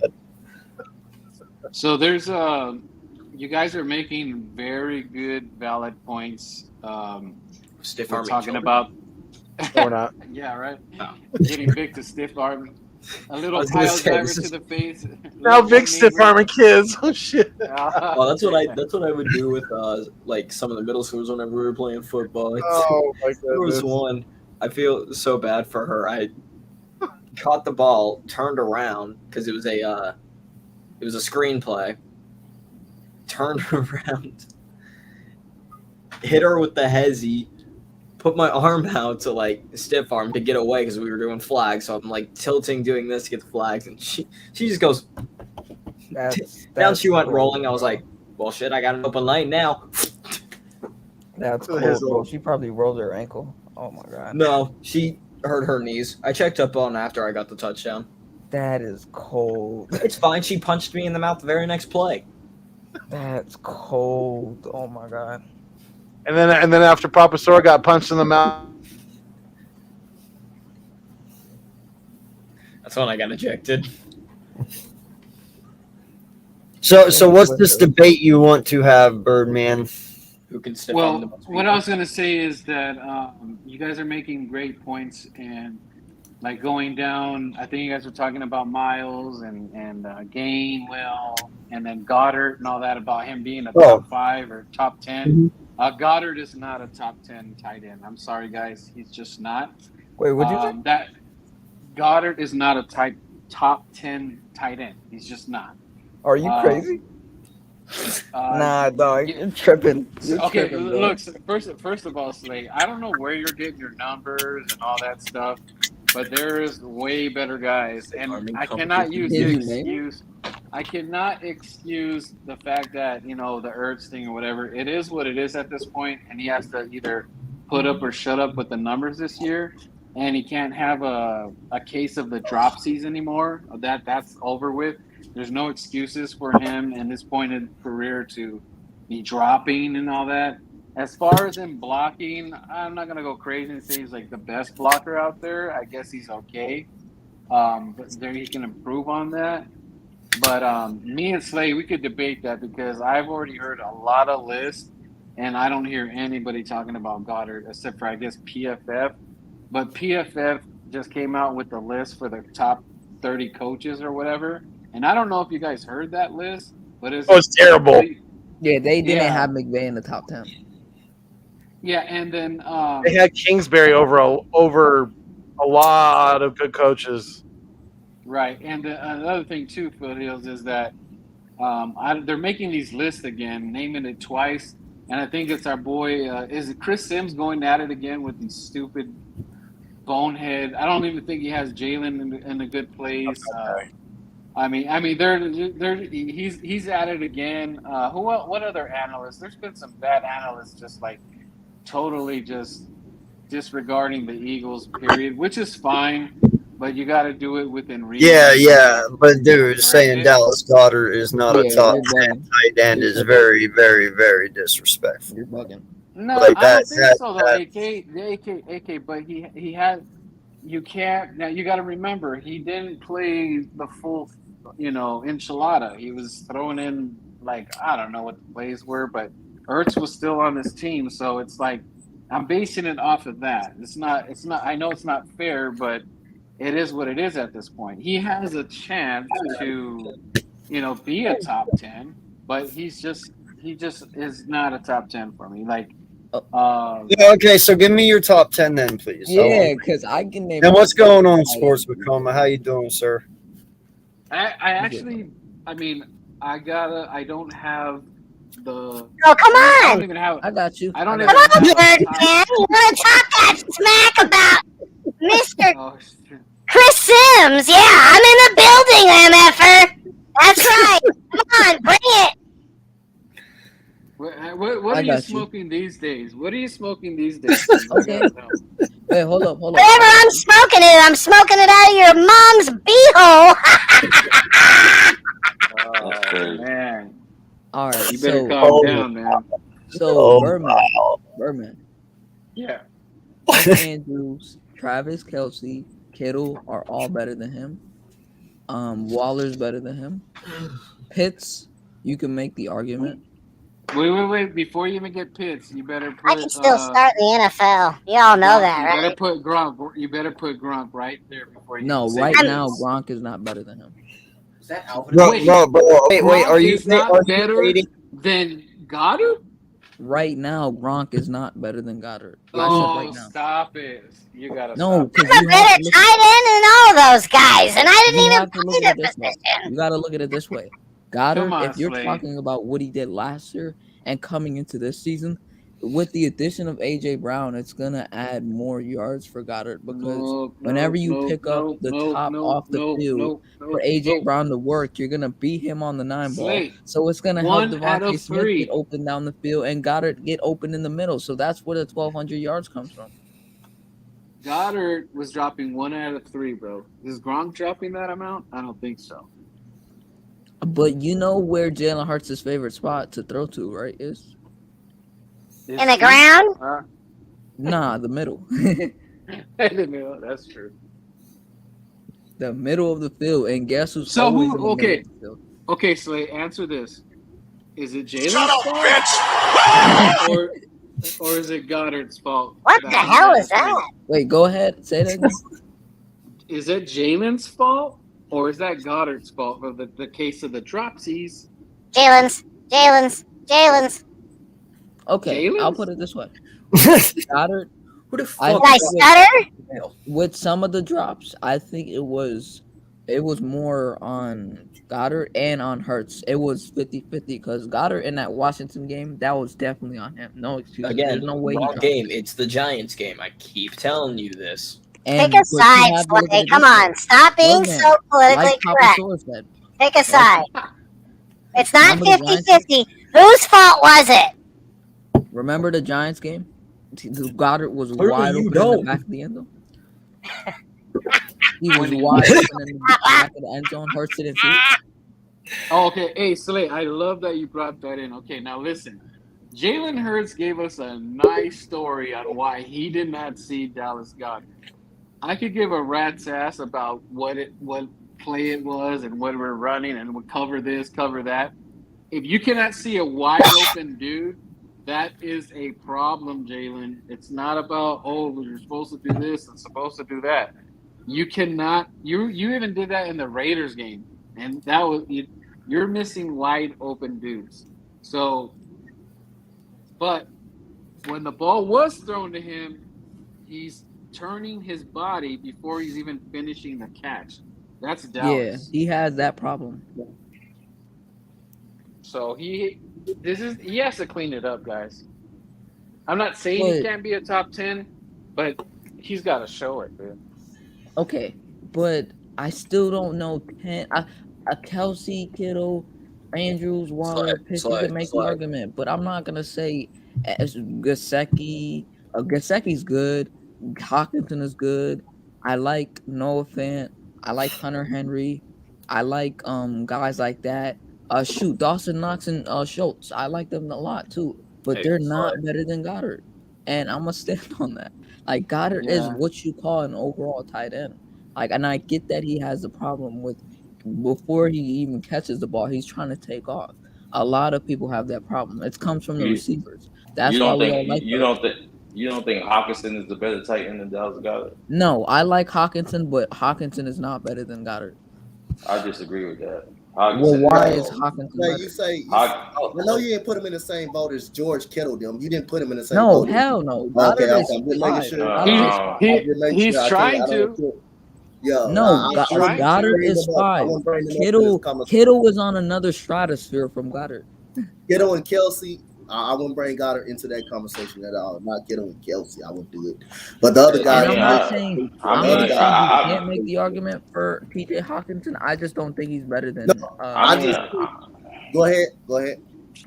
I like just being honest, right? Like if you look at the top tight ends that do everything in the NFL, like you have Hawkinson is disgusting. He just played for the Detroit Lions. Let's keep it 100.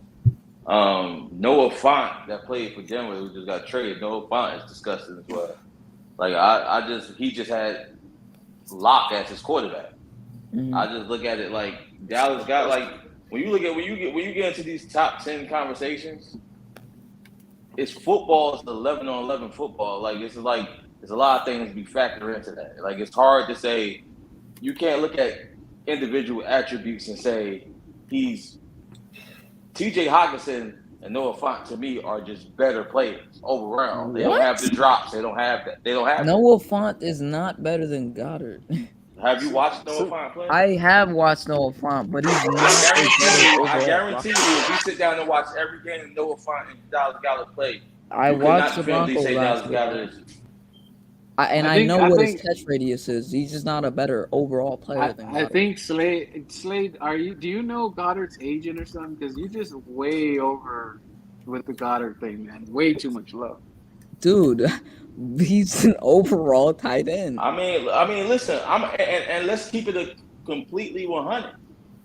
I think Goddard is more athletic than Dalton Schultz. He didn't have a better season than Dalton Schultz.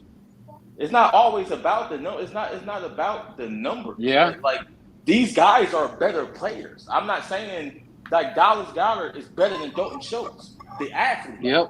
But it ain't about the numbers. Noah Fant and TJ Hawkinson are better overall tight ends.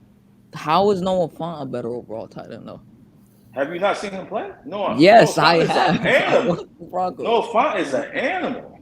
Look at Slade's hating. Slade is hating. Slade is being unrealistic. How? You are, man.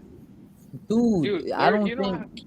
Listen, put it in context. Put it in context. Noah Fant was just included in a trade that included Russell Wilson. That's how much they value him.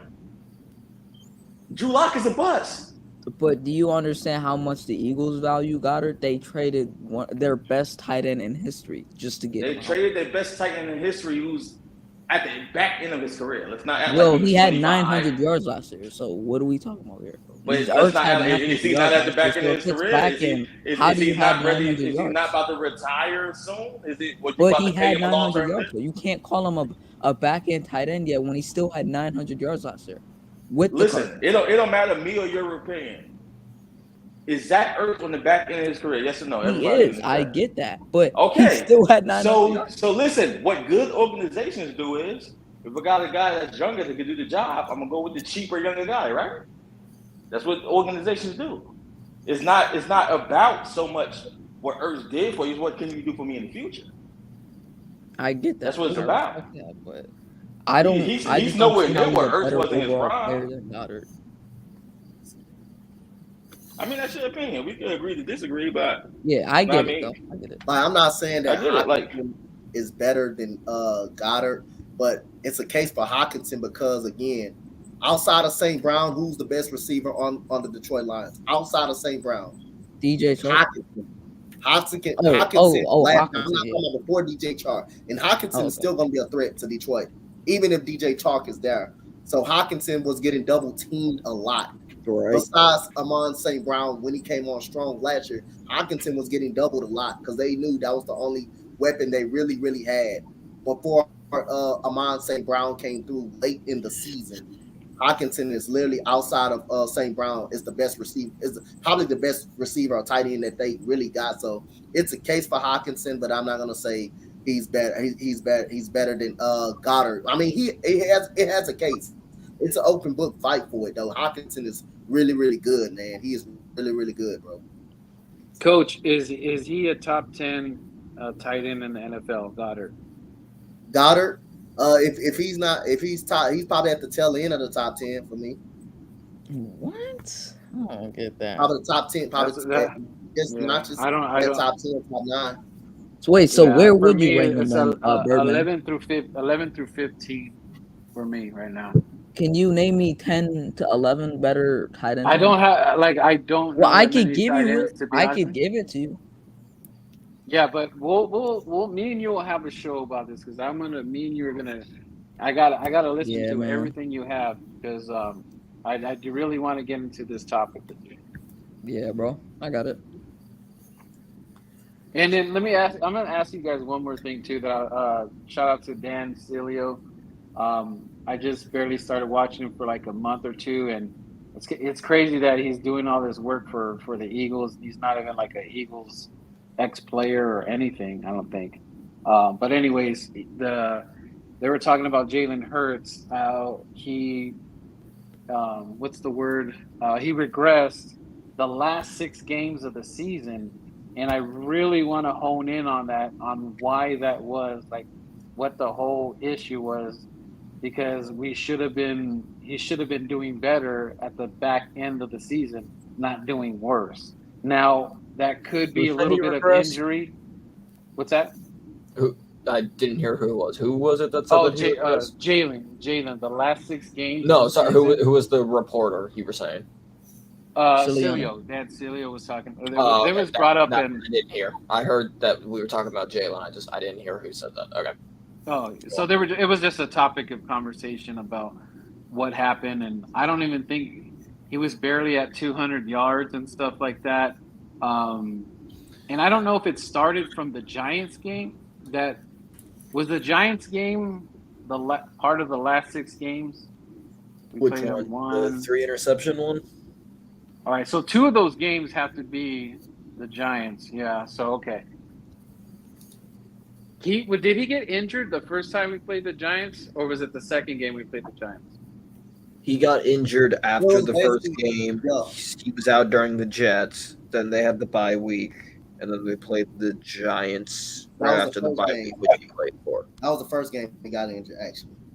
Oh, the game I thought I said the game in New York. That was the game in New York. He actually got injured. Yeah. I thought I said first game. I might not have put up. And was it towards the end of the game, or it was after the game? Yeah, because he was on the field the entire time. Oh, okay. So what would you guys say? Why the regression happened? Are you going to go more on the injury thing, or just he just was having bad games? Like he was just, it was really affecting him that bad and his decision making as well. I wouldn't have even partially. I'll go with injury because there would be some plays where you would see, and AK and I have had this conversation too. Like in Tampa game, there would be some rollouts where you would see he was definitely putting strain on the on like his left ankle. He just doesn't have good vision down the field. Well, that, and also when you're playing with that, whatever. I wouldn't have even said he regressed. I thought some of his best games, yeah, sure, he may not have had like major yardage. I don't really think that matters, but like the first Washington game, I don't think he went over 200, and I thought that was one of his better games. Second one, I know he did go over 200. Still, I thought that was one of his better games just because of the way he orchestrated the offense. I would say I would say it's just more so the longer you play in this league, the longer people got film on you, the more they know your tendencies. They know where you're going to scramble. They know where you're going to leave the pocket early. On top of not having the vision and properly reading defenses, the next step for Jalen Hurts would be, okay, knowing to focus on my mechanics, knowing to step up in the pocket, knowing not to bail too early. Like it's like as a young athletic quarterback, they tend to lean on the athleticism more than the mechanics. It's not unfixable, but it's just like Baker Mayfield, for example. You got defensive players and defensive coordinators know when the pocket break down, he gonna roll out to his left. So all we gonna do is shut down that left. Once the left side is shut down, he gonna panic and he wants the interception. We gonna sack it to fumble. So it's like with Jalen Hurts, it's just breaking habits. I mean, it's not impossible to learn how to start reading defenses and things of that nature, but it's just like he doesn't have extreme arm talent. Dak Prescott doesn't have extreme arm talent, but he developed that through the years. He developed the timing. He developed the mechanics, the Dak dance that might make it fun of him for in front of the game. Like it's just the simple things for Jalen Hurts to slow the game down. Because what happens is we can sit here and say, okay, the throwing motion looks different, this and that, third. But in football, when the pressure is on, you revert back to what's comfortable for you. So it's just him putting all the practice in to the game. I think he'll be fine if he can do that. But that's all it is. People, the longer the season go on, the more tape they got on you, and that's it.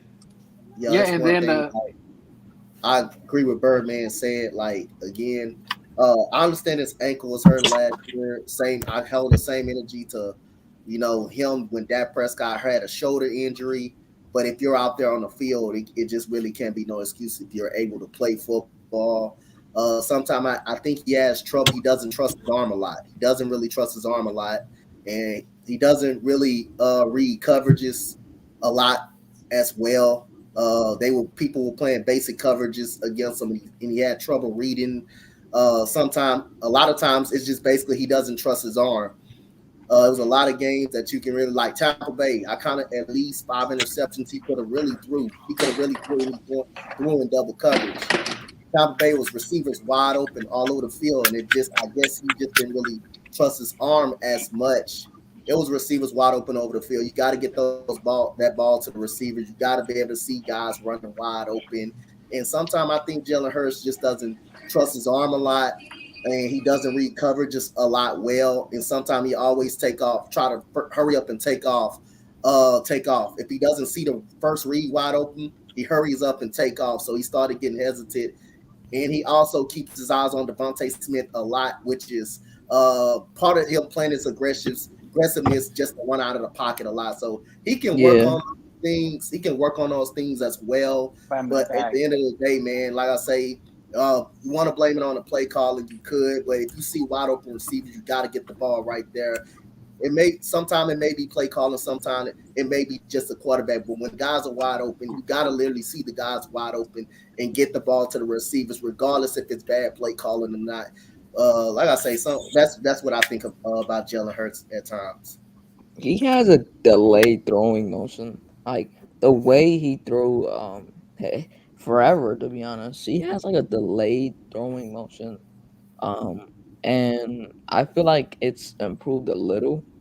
I think it's gone quicker, but as Sports with the Comma said, it has to come in the game. Like I have to see this in the actual game before I can say anything. Because, as you said, comfortability is a lot of things for quarterbacks, and he has a delayed throwing motion. So it's more about going through streaks of like accuracy with him. And he just can't hit reads right, and his vision of like the whole field is not like great. So he stays in the pocket, and whenever he has to run out the pocket, he'll stand still and then make his decision. And that's why I see that delayed like reaction from him. And it's the same thing with Justin Fields. Fields has the same problem. Gets out of the pocket. Even though Fields, I think, is a little bit of a better deep ball passer and more accurate down the field, he still has things to work on and stuff. But Hurts, I don't know, man. It's just a delayed throwing motion. But and I give it and I point to you, and what I say to a lot of people, right? I feel like Josh Allen is a lot of people's golden boy in today's NFL, right? Josh Allen, knock on him coming out of college was he has a monster arm, but he's not accurate. Yep. He doesn't make good decisions. If you look at Josh Allen first 2 years, he was 20-something hundred yards and barely touching the 3,000 yards. They traded for Stephon Diggs. They got Cole Beasley. They got I can't think of it, Emmanuel Sanders. They got guys like this. Then he started to explode. These things are not a mistake. You get certain wide receivers, you get certain quarterbacks that just can't connect with certain wide receivers. Like Carson Wentz played with what's the guy from Chicago that came over there? Alshon Jeffrey. Alshon Jeffrey. Alshon Jeffrey's never had 1,000 yards receivers, right? And a couple of them over there in Chicago. Some people are not jump ball throwers, a deep ball, let me throw you open. Devontae Smith fits more of what Jalen Hurts needs in this stage of his career. I watched Eagles games where he throws Dallas Goedert at least 1 to 2 50-50 balls a game. Like, listen, I'm going to throw it there. Please make a play for me. He throws that. It's like it takes that confidence. Dak Prescott didn't take off until they got Amari Cooper. Things like that happen. Every team does the same thing. Before we get over this guy, we got to get him this bona fide guy. We got to get him A.J. Brown. Now, if you can't do nothing, now we know what's up. But, like, it's no different for everybody. Like, if you look at Josh Allen, I use Josh Allen a lot because everybody uses Josh Allen in their top 5, their top 10. Josh Allen, terrible at throwing the ball his first 2 years. Third year, you get Stephon Diggs, Cole Beasley, who's a good rock slot receiver. You take off. Last year, nobody pays attention. Josh Allen regressed from the year before. No one's going to say it, but in the media, we have our favorites. The media have their favorites. So now, what they glorify Josh Allen for? He lost in the shootout to Pat Mahomes. They don't say this is Josh Allen. Yeah, we gotta get it done. Or he's gone. But they say about Jalen Hurts. Why? Well, his first year as the full starter, he made the playoffs. No one says, let's see if Jalen Hurts can take the next step, take him to the NFC Championship game. It's all about their flaws. See, when you're like Justin Hubert, this is his third year. He hasn't missed the playoffs yet. I heard no one's questioned Justin Hubert if he's going to have a job if they don't make the playoffs this year. It's all about the favorites. Like, Justin Hubert has his flaws. He walked it's his talent though. His talent. But listen. Okay. Real quick though. It's about the talent. It's about the talent. Yes, it's about the talent. But where you drop the talent at? Dak Prescott, when he came into his rookie season, he had the best offensive line in the game. He had the number 1 rushing attack. Justin Hubert got Keenan Allen, Mike Williams. He had the number 2 ranked fantasy running back in Austin Eckler last year. They had Cooks. It's about where you drop the talent. Joe Burrow don't make the Super Bowls not for that fucking talent that they got over there. It's the reality. It's not just you just the talent. Y'all don't know what Jalen Rager is. Quez Watkins' first year starting was last year. Devontae Smith was a rookie last year. We don't know. But Stephon Diggs, we know what he is. We know what Emmanuel Sanders is. He's a Super Bowl champion. We know what these guys is. Some people get dropped in better situations. So now because Justin Hubert got dropped in a better situation with better talent around him, they're still not a better team. They ain't been to the playoffs yet. They will this year. That's a fact. I mean, they will this year because why? Because the team got better. Who they traded for? Hey, sports. Khalil Mack, they got Bosa. They got it's a lot of people. It's NFL. It's a whole team. Yeah. You're an Eagles fan? No, I'm not an Eagles fan. I'm a football fan. Oh, you don't have a team? Fan. I have a team. AK know what my team is. We had conversations before. What's the team, AK? If I told you, you wouldn't believe me. Tell them. Just know I'm the opposite of y'all. Just know that. Yeah. Hope it's not Dallas. I'm getting some like Jacksonville vibes. No. Nah, I'm in the NFC East. I'm a star. Washington? He's a star. It's a Dallas. Dallas. Like, no, listen. I like. Reasonable though. I will say. I like what he's saying though, because we had this conversation on Adam's channel earlier today, and listen, when I look at a quarterback, and we were kind of having a debate about Daniel Jones and some other quarterbacks. A lot of that stuff to me too is your trust factor within your wide receiver and your quarterback. When you look at some of these quarterbacks who have the fastest release rates in the NFL, you can say that there is a lot of trust between them and their wide receiver, especially their wide receiver one. That when they take their 3 steps back and they come up and they release, they know their wide receiver is going to be there no matter what. His mark will always be met. Some of these other guys we question, they don't have that trust. They don't have that number one, so forth. I believe a trust level really does come in handy, and the trust level had to be built between Smith and Hurts last year. It wasn't just going to come overnight. It's like he said, Temple or Rome wasn't built in a day, But when you bring in somebody like AJ Brown and you give him that trust level, because he does trust him and he trusts throwing to him, things can happen, But I look back at his first year starting last year, and if you count just his throwing alone, he had the same amount of touchdowns as Carson Wentz did his rookie year and his first full year starting. He actually had 4,000 all-purpose yards last year. Carson Wentz didn't have that his first year starting. Carson also had 16 interceptions his first year as a rookie. Jalen had 9. And he also had a better completion and passer rating than Carson did his rookie year. Carson started the full year, right? That year? Yes. Oh. And that's what I'm saying. So even though Jalen was in his second year, it was his first full year starting. So I put his first full year up against Carson's rookie year, his first full year starting. Jalen Hurts outdid him. But yet we all backed Wentz and we all rode him out for 5 years. But you know why? That's because we're going to sit here and that's why. Yeah, well, we didn't just do that for Jalen. By getting AJ Brown and all these talent.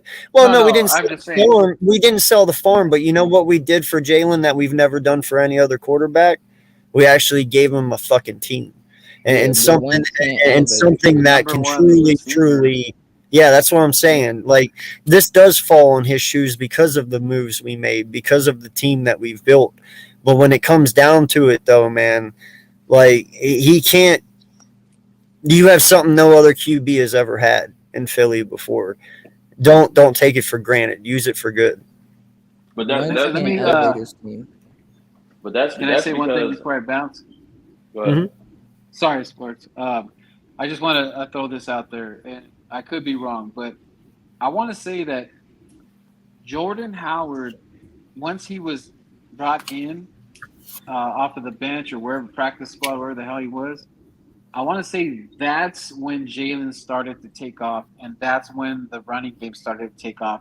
I know it was a lot had to do with Jalen, but Jordan Howard was a big part of that success. And once Jordan Howard got hurt or whatever, it started to tear off. But I want to say when Jordan Howard stepped on the field, it just elevated Jalen, Game, and even Boston. So, well, that was also whenever Shane Steichen started taking over play calling as well. That also had another big factor into the difference in our offense. You could tell a difference between when Nick was calling the first part of the year compared to when Shane took over like week 7. Whenever yeah, but did Steichen call for Jordan Howard to be out there? Who made that call? I'm pretty sure it was a collective thing. Like Nick said today, they don't do anything without one another. I'm sure they both, talked about it, but Miles was also injured at that time. They had to go with Jordan. He was the most experienced out of everyone we had, for the most part. Yeah. All right, guys. I appreciate you guys. I'll check you out. Yeah, you too, buddy. Stop in anytime, brother. I'll hit you guys up. Me personally, I think the problem with today's NFL is people don't believe in player development, right? That was his first year start. Agree. Like, that was his first year start. Your first year starting shouldn't mimic your third year starting, your second year starting. There's going to be steps. There's going to be growth. Like the problem is everybody's so. Joe Burrow wants to Super Bowl his second year. That doesn't happen for everybody. Yeah.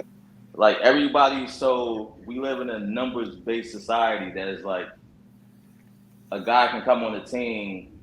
I knew Baker Mayfield wasn't going to be good before he got drafted. I'm just going to say that. Everybody was so happy when he got there because, he broke the rookie touchdown record. A lot of those games was garbage time. They're the Browns. They was getting blown out. So it's you down 7-20. You down 7-27, and you throw a touchdown with 40 seconds left. Now everybody praising you, but because the stats at the end of the day, but it wasn't the reality. He wasn't that good, and he's shown 5 years later he was never that good. He can lead a team. Kind of bring up something right quick, which is I really hate this narrative right here. I gotta say, like, we gotta just stop looking at the quarterback situation so much and critiquing the quarterback so much instead of looking at the surroundings around a player. Like Justin Herbert is a 5,000-yard quarterback passer. He does have Keenan Allen. And let's be real, all quarterbacks need weapons around them, need some type of weapons around them to flourish. But the Chargers defense was 28th in the National Football League and was last against the run. We got to start looking at that. We can't just look at the quarterback all the time and critique them because of their defenses not being good, their offensive lines not being good. Joe Burrow made the Super Bowl on a terrible offensive line in the 21st defense in the National Football League. So when we critique these quarterbacks, every quarterback needs weapons. Every quarterback needs some type of weapons. And if you take all of these quarterbacks away from their teams, how good are the teams without quarterback play? Now, quarterback is the most important position on the field. On the field, you don't have a quarterback. You don't have to have that star quarterback, but if you don't have a quarterback that doesn't turn the ball over a lot, you can't go really anywhere. But like I say, what I look at all around. What do they have on the defensive side of the ball? What do they have on the offensive side of the ball? Like, it's in my opinion, I don't like just critiquing a quarterback. Or when this quarterback doesn't make a playoff, it seems like it's his fault because the Chargers defense 29th in the National Football League. That's the reason they actually make like no lie, Dante. Like to get off of that one, to bounce off of it. All the Chargers had to do was hold the Raiders that one game. Remember the Raider game? And then went into overtime, bro. And Justin Herbert battled his ass off. He battled his ass off. He put them in the position to win so many times. Their defense failed him. You're coming into the point when I'm making. So that's what I'm saying. Quarterbacks, when we're looking at these quarterbacks saying this quarterback is only good because of the weapons. So again, every quarterback needs weapons in the National Football League, but we also got to start looking at what these guys got around them too before we can really start critiquing. Can I ask you a question? Who said the quarterback? Who said the quarterback is only good? I mean, again, you just brought up Justin Herbert because he got Keenan Allen and all that, but you didn't look at their defense. How their defense was. You just brought up Justin Herbert. No, I know. Derwin James was hurt. My exact statement was, no one puts the pressure like Justin Herbert was dropped into a good situation offensively. Nobody questions can he get it done. No one questions can he get it done because his numbers. I said my point was, to be quite frank with you, is unfair. They only do that to black quarterbacks. No, if Justin Hubert was in the same situation, like Josh Allen has never won anything. We glorify that guy to the top of the statue. He never won anything. We glorify him because he got into a shootout and lost the shootout to Pat Mahomes. But that was Jalen Hurts. We even talk about how he's going to get it done. Yeah, you can't fault it all on Herbert though because Derwin James was hurt. Josh Allen and then you have to understand something. Hold up. You gotta understand something. His rookie season, right? He had what? How much wins did the Chargers have his rookie season? 7, 8, something like that, right? The Yeah, Chargers like close 4 wins. 4, something like that. Anywhere around the losing record, right? They Mhm. just made a bigger notch up to the getting to the playoffs part, almost getting to the playoffs. They almost did it, But right? I'm But my almost point. isn't gonna catch you in this league, and I get what you're Yeah, saying.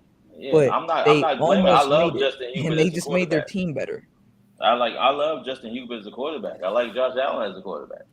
My thing is a disparity. Some people, just like you guys just said, some people we sit down and we look at the whole 22 starters.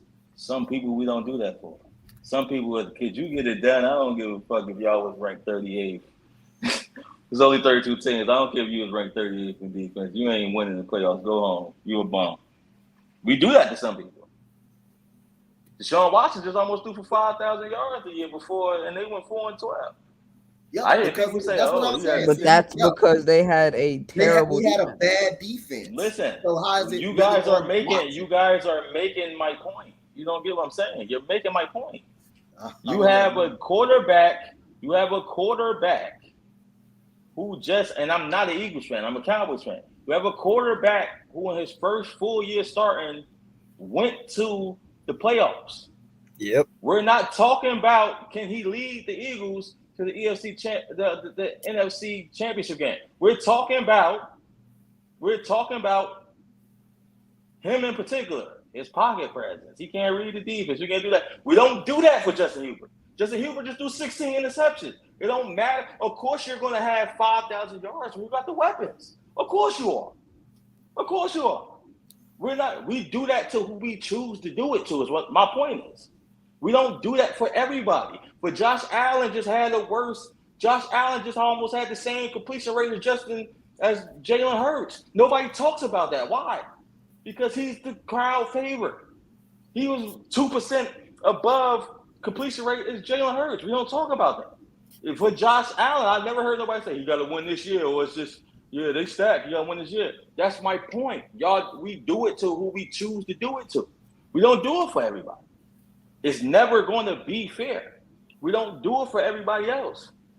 Like, that's what I'm saying. Aaron Rodgers got #1 seed 3 straight years, went home the first year. Nobody says, Aaron Rodgers ain't got no more. Is he going to get it done?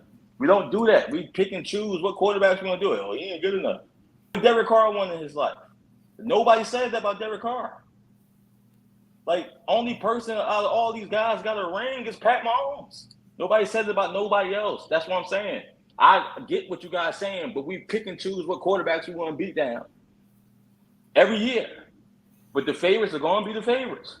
Justin Hubert could throw 20 interceptions this year. As long as he throws for 4,500 yards, nobody going to say nothing negative. Oh, the organization, look at the injuries. I kind of get what he's talking about, and yeah, Drew understands too.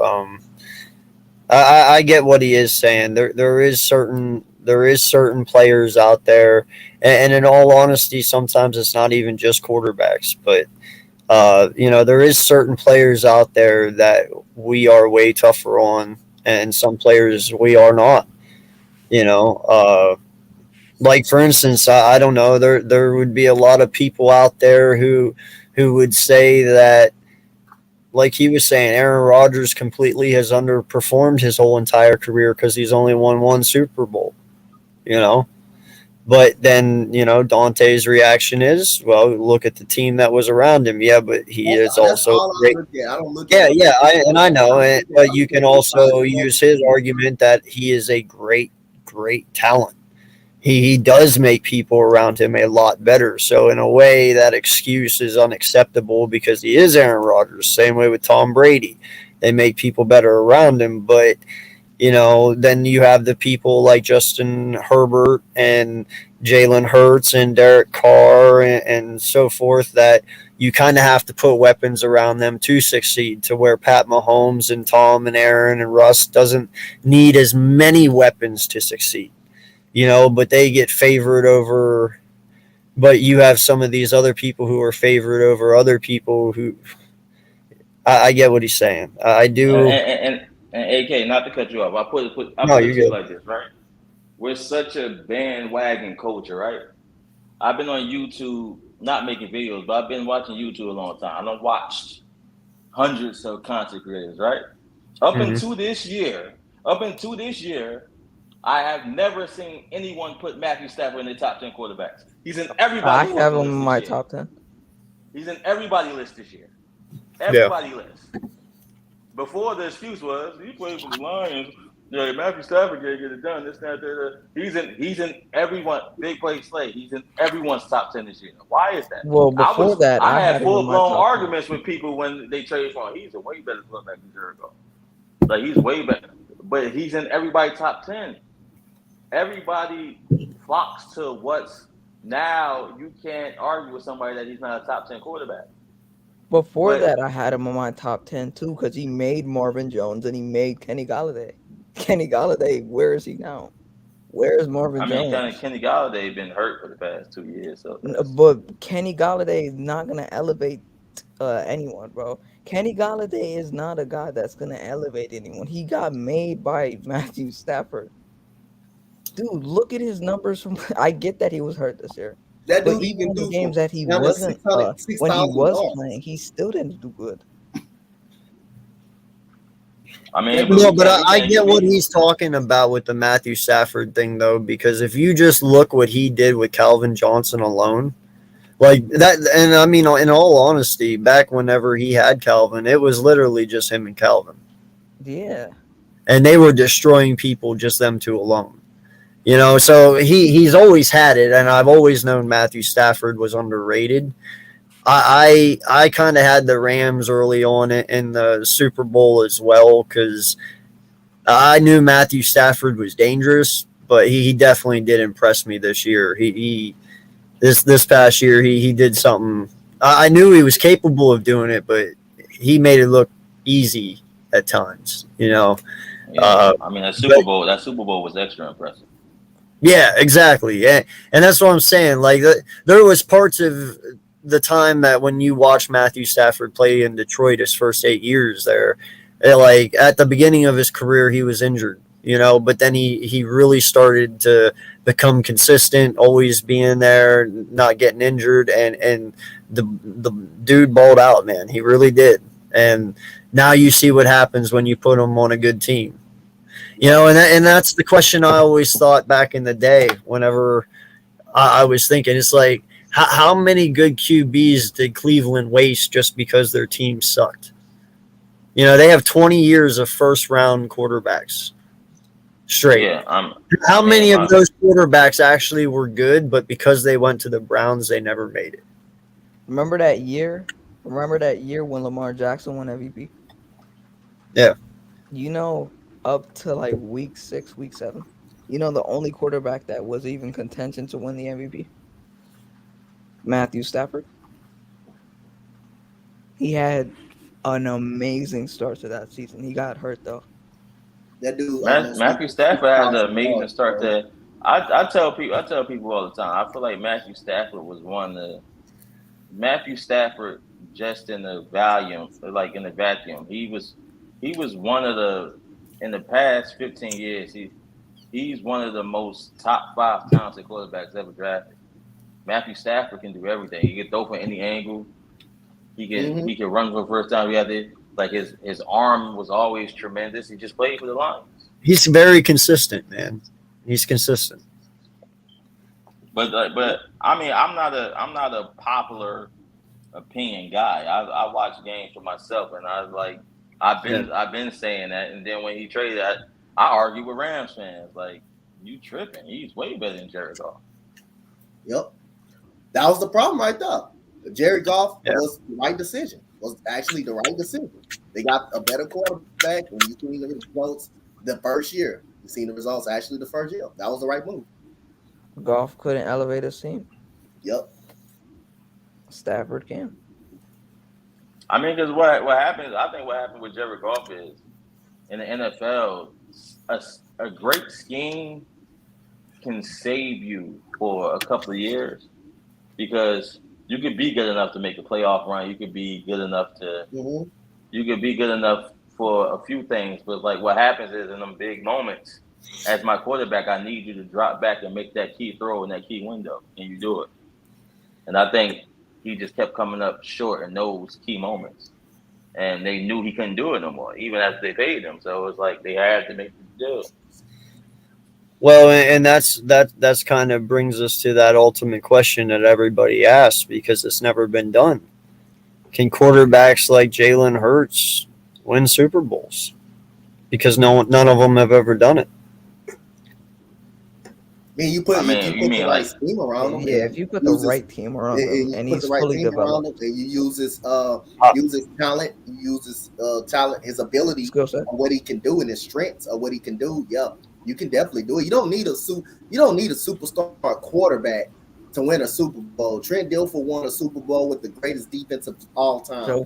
Rex Grossman, how bad he was, still made the Super Bowl with that elite Bears defense. You don't need a superstar quarterback or elite quarterback to make the Super Bowl. It's all about scheme fit and using that person's talent to his ability, using his strength. Yeah. Well, then in that case, wouldn't the argument be made that Lamar Jackson should already have a Super Bowl then? Lamar is gonna get one someday. It's just not right now. I'm just saying the argument is put out there, and they are right. I mean, NFL analysts are right. Scrambling quarterbacks do not win Super Bowls. No one has ever won one. So when does that chain get broken, and who breaks it? And is it even possible? Because only statistically, pocket passers win Super Bowls. I mean, it all depends on. I mean, people didn't run to that agree, but there wasn't no statue. Like Steve Young wasn't a statue by any stretch of the imagination. Yeah, Russell Wilson at the start of his career. Yeah. Yes, but I'm saying Russell Wilson is also a pocket passer. He can play. I'm talking a traditional scrambling quarterback like Lamar, like Vic, like Jalen Hurts. A traditional scrambling quarterback. Russell can move, but Russell is also a pocket quarterback. But he's also at the these guys start need of a Russell lot of time too in the NFL. They haven't been in the NFL long, so you really got to give them give them some time. You really got to actually give them some time. Lamar been in the league how many years? By like 4. He still got some time on his hand. You got Jalen Hurts going in the second year. Even if he don't come close to winning in his 5 years, he still got some time. He still got a lot of time to win. Yeah. He still got time. Yeah, for sure. Yes, I agree with you. I mean, because it's always going to be like that. Because I think right now we looking at the change of the guards, so someone's going to have to win it. There's not too many statue quarterbacks left, but it's like a running quarterback is going to have to win it. I think the key to doing that is getting a perfect offensive coordinator that plays to your strength. Like in my opinion, with Jalen Hurts, I would not put too much on his plate year 3. Yes, you paid and AJ Brown and all that, but like you have to. I would still, long as he makes some step forward, you keep working it because Rome wasn't built in a day, as you said, AK. Because it's like you got AJ Brown, right? AJ Brown is the guy who's used to. You got Derrick Henry in the background. So now when the run game is effective, what the linebackers have to do, they step up. What the safeties do, they come closer to the line. He gets behind the linebackers. He gets behind the safeties. Is man to man. You get him more opportunities. So it's like you guys' style of play actually plays well into what AJ Brown does well. So I would still lean heavy on the run game, even though you're gonna throw more naturally because you got more weapons. You still have to make people believe we're running most of the time. Suck the defense up and give him easy windows, and because ultimately what you need to do is build the confidence. Yes. You can't make the throw. You're going to miss the throw 100% of the time that you don't make. It's about building that confidence that later on, week 13, I see that small window. If I put the ball right there, he got it. It's about building that confidence at the end of the day. Like, so you build this confidence slowly, and hopefully he grabs it. Well, and East Coast, I understand, okay, what you're saying, okay, consensus 500 yards rushing, but here's my thing on Russ, man. Russ only runs when he has to run. Okay, he doesn't choose to run. He only runs when he has to, when he's under pressure. He would rather sit in that pocket and throw a football than scramble out and run for 10 yards. That's my point. With Lamar. No, I can't say that. I'm sure there is times Lamar chooses to run first before he chooses to throw, and in fact, I believe Lamar trusts his legs a lot more than what he trusts his arm, because his legs. Now that's the thing, though, and that's the same with Jalen Hurts. To a point, I believe Jalen Hurts trusts his legs more than he trusts his arm, and that's okay. There's certain. I mean, Vic was the same fucking way, and Vic had a cannon. But Vic trusted his legs 10 times more in Atlanta than he did his arm. He only started trusting his arm later in his career when he got out of prison and came to us. That's why he said in that one interview, if I knew what I knew in Philly, what I knew in Atlanta, no one would have ever stopped me. I mean, Lamar always tries to feed his weapons first before he takes off. It's the same way with him, too. Michael Vick is definitely a scrambler, especially in the first part of his career. He only became a pocket passer later on in his career when he was in Philly. Lamar wants to feed every player on his team before he even takes off. He only runs when he has to, in my opinion. I think it's the same thing with him, to be honest. Some of the play calling is built around Lamar to even run, too, though. Exactly. Yes. But Mark, Mark Ingram himself said that Lamar Jackson runs when he has to. Yes, but they also have designed QB runs for Lamar. Yeah, but that's not like on the exact same team as him, so he knows him. That's not his fault that he got design runs, though. Like that's not his fault. But that's in the playbook. I get that's that. That's his talent. That's just they using his talent. They using his talent to run. They using his talent. So he's agile, he's fast. I get that, but most of the game is he running or is he throwing? In my opinion, like dude, he has games where he has. Look, if you look at that Bengals game a couple years ago, he had a whole bunch of rushing yards, right? But he came off of like 1 or 2 runs because he has those big play runs. But most of the game, he's throwing, he's dropping. See, this is what I'm talking about, and this is what Coleman was talking about.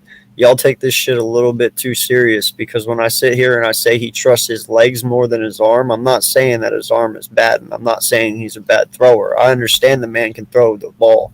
But I'm telling you, if it comes down to running and passing, Lamar knows when it's his time to run and he runs. Dude, he's 100% confident every time he runs. I guarantee you. He's not always 100% confident when he throws. That's my point.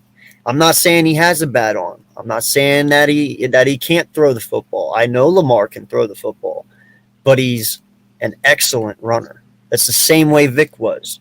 Vic had one hell of an arm. He could throw the ball, but he trusted his legs more than anything because his legs was his scapegoat. The same thing with Jalen Hurts. His legs are his scapegoat.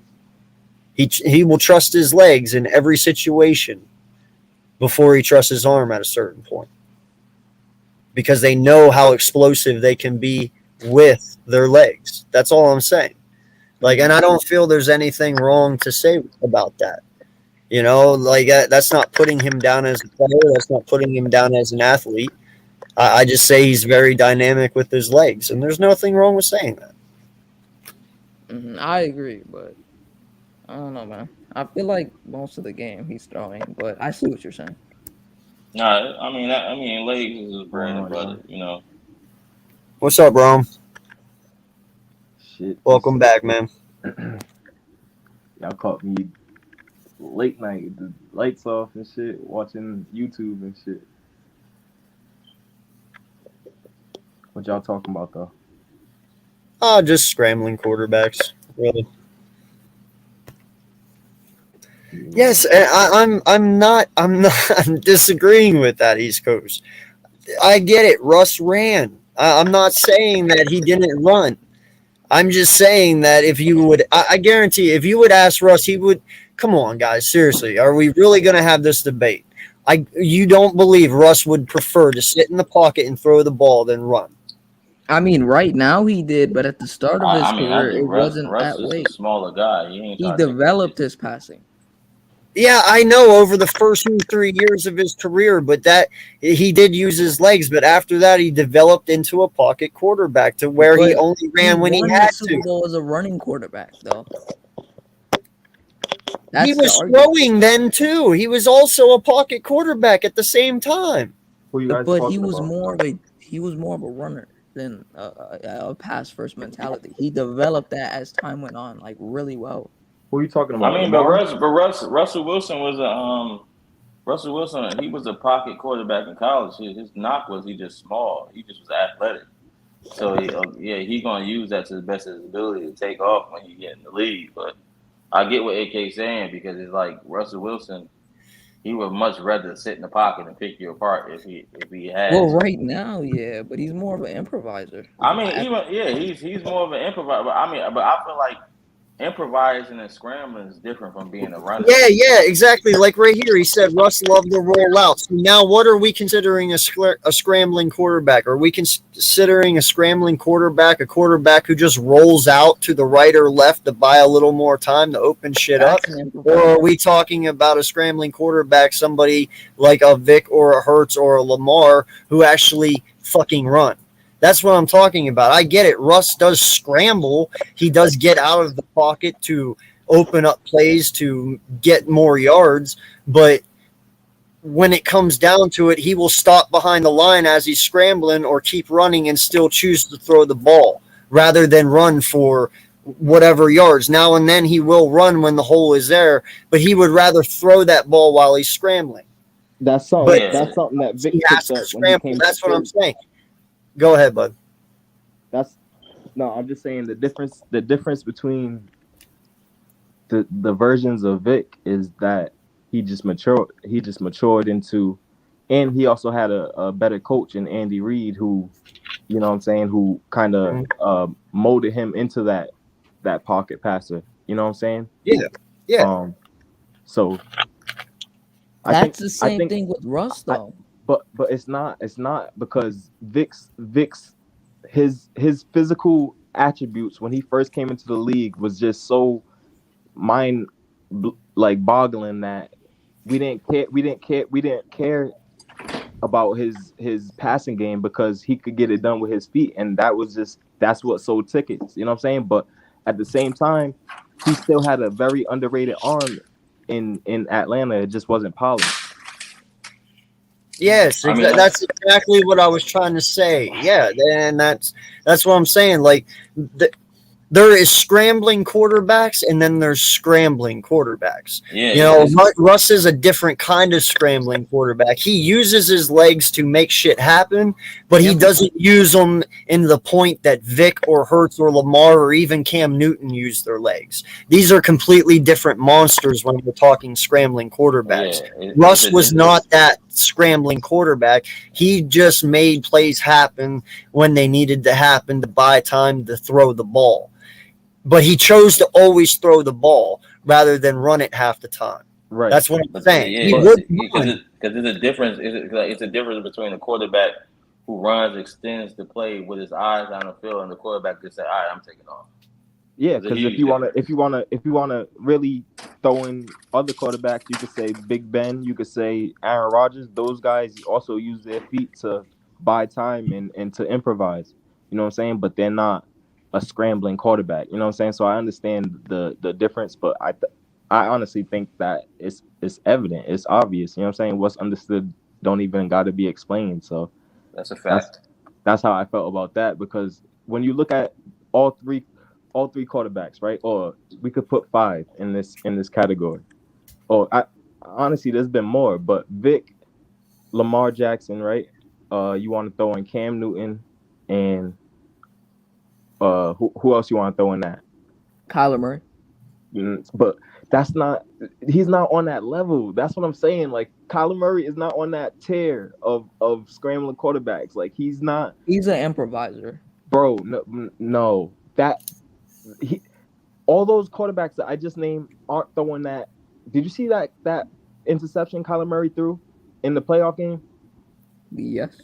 They're not doing that. An improvising quarterback is gonna trust their talent and their skill to get out of that play and not cause a detrimental play in that moment. You know what I'm saying? That's what I'm saying when we're talking about levels. Yeah, There's but levels Murray's just more drop back. He wants to buy his Do you time and understand make plays what I happen. just explained though right there? Cause that's deep though. You know what I'm saying? Like even though he could scramble, like it's not on the same level of a Vic, of a Lamar Jackson, of a fucking Cam, because they're getting loose in that pocket and they're making a play right away. Like Kyler Murray is kind of like helter skelter back there until he finds something, and then you know what I'm saying, he's gonna get But out of there. that's kind of what an improviser is, though. When you roll out and you buy time and you find your I players know, and but make there's plays happen, levels. So that's what I'm an just saying improviser Kyler is. I That's mean, Murray. what Josh Kyler. Allen does best. I say Kyler Murray. Like, well, a lot of people don't see about Kyler Murray. I get what he's saying about that interception because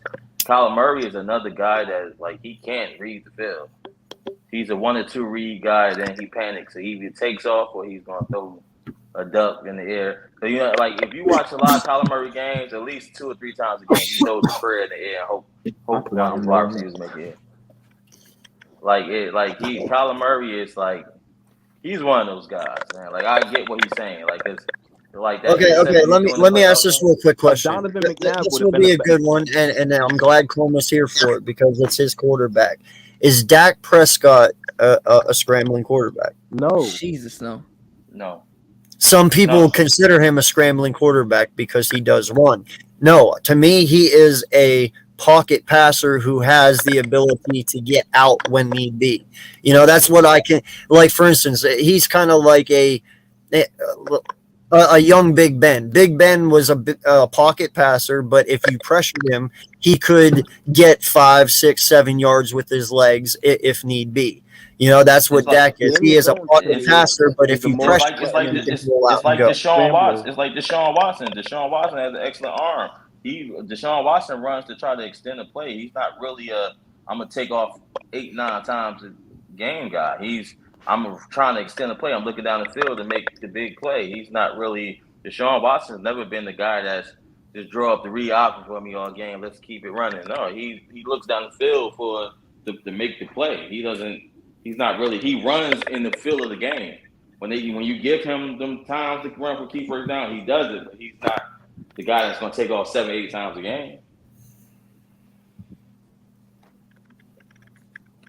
I mean, I don't know, man. I think Watson's just more athletic, and he uses his athletic ability to get out of plays. And I think the biggest difference with Prescott and Ben Roethlisberger is, first of all, there's a size difference. So Prescott is not as physical as Big Ben. And I hate bringing size up, but Big Ben could literally truck anyone he faces in front of him, bro. That dude's a big boy. But Dak Prescott is just a guy that's solely in the pocket, guy that can make plays with his feet, but he just chooses to stay in the pocket more because that's where he's more comfortable throwing. I mean, but that's Josh Allen though. Allen is an improviser. He improvises, but I mean, he had years in the NFL where he had 8 rushing touchdowns. That's a bit more than that. Like when he couldn't throw. Oh man, wasn't there a couple of games last year where Josh Allen had more rushing yards than all their halfbacks? Yeah, Allen's an improviser. That dude. I mean, but that's what they built around Allen though. They built the offense around how Allen plays. So that's just how they built the offense. They just how they built the offense around him. What is Zach Wilson then? They using his offense and his running ability to his strength. And also, what do we call Zach Wilson? No, like for instance, perfect example, Pat Mahomes. Is he a scrambler? Is he a scrambler? Is he a scrambler? Guy that he does have he's more of a pass first guy, but he chooses to make plays on his feet, or if he feels threatened that someone's gonna, but that's exactly how you just explained Pat Mahomes is how I feel about Russ. No, at the start of Russ's career, he was. I already gave you that. The first 3 years, yes, but I'm talking over his last 7 years of being a quarterback now.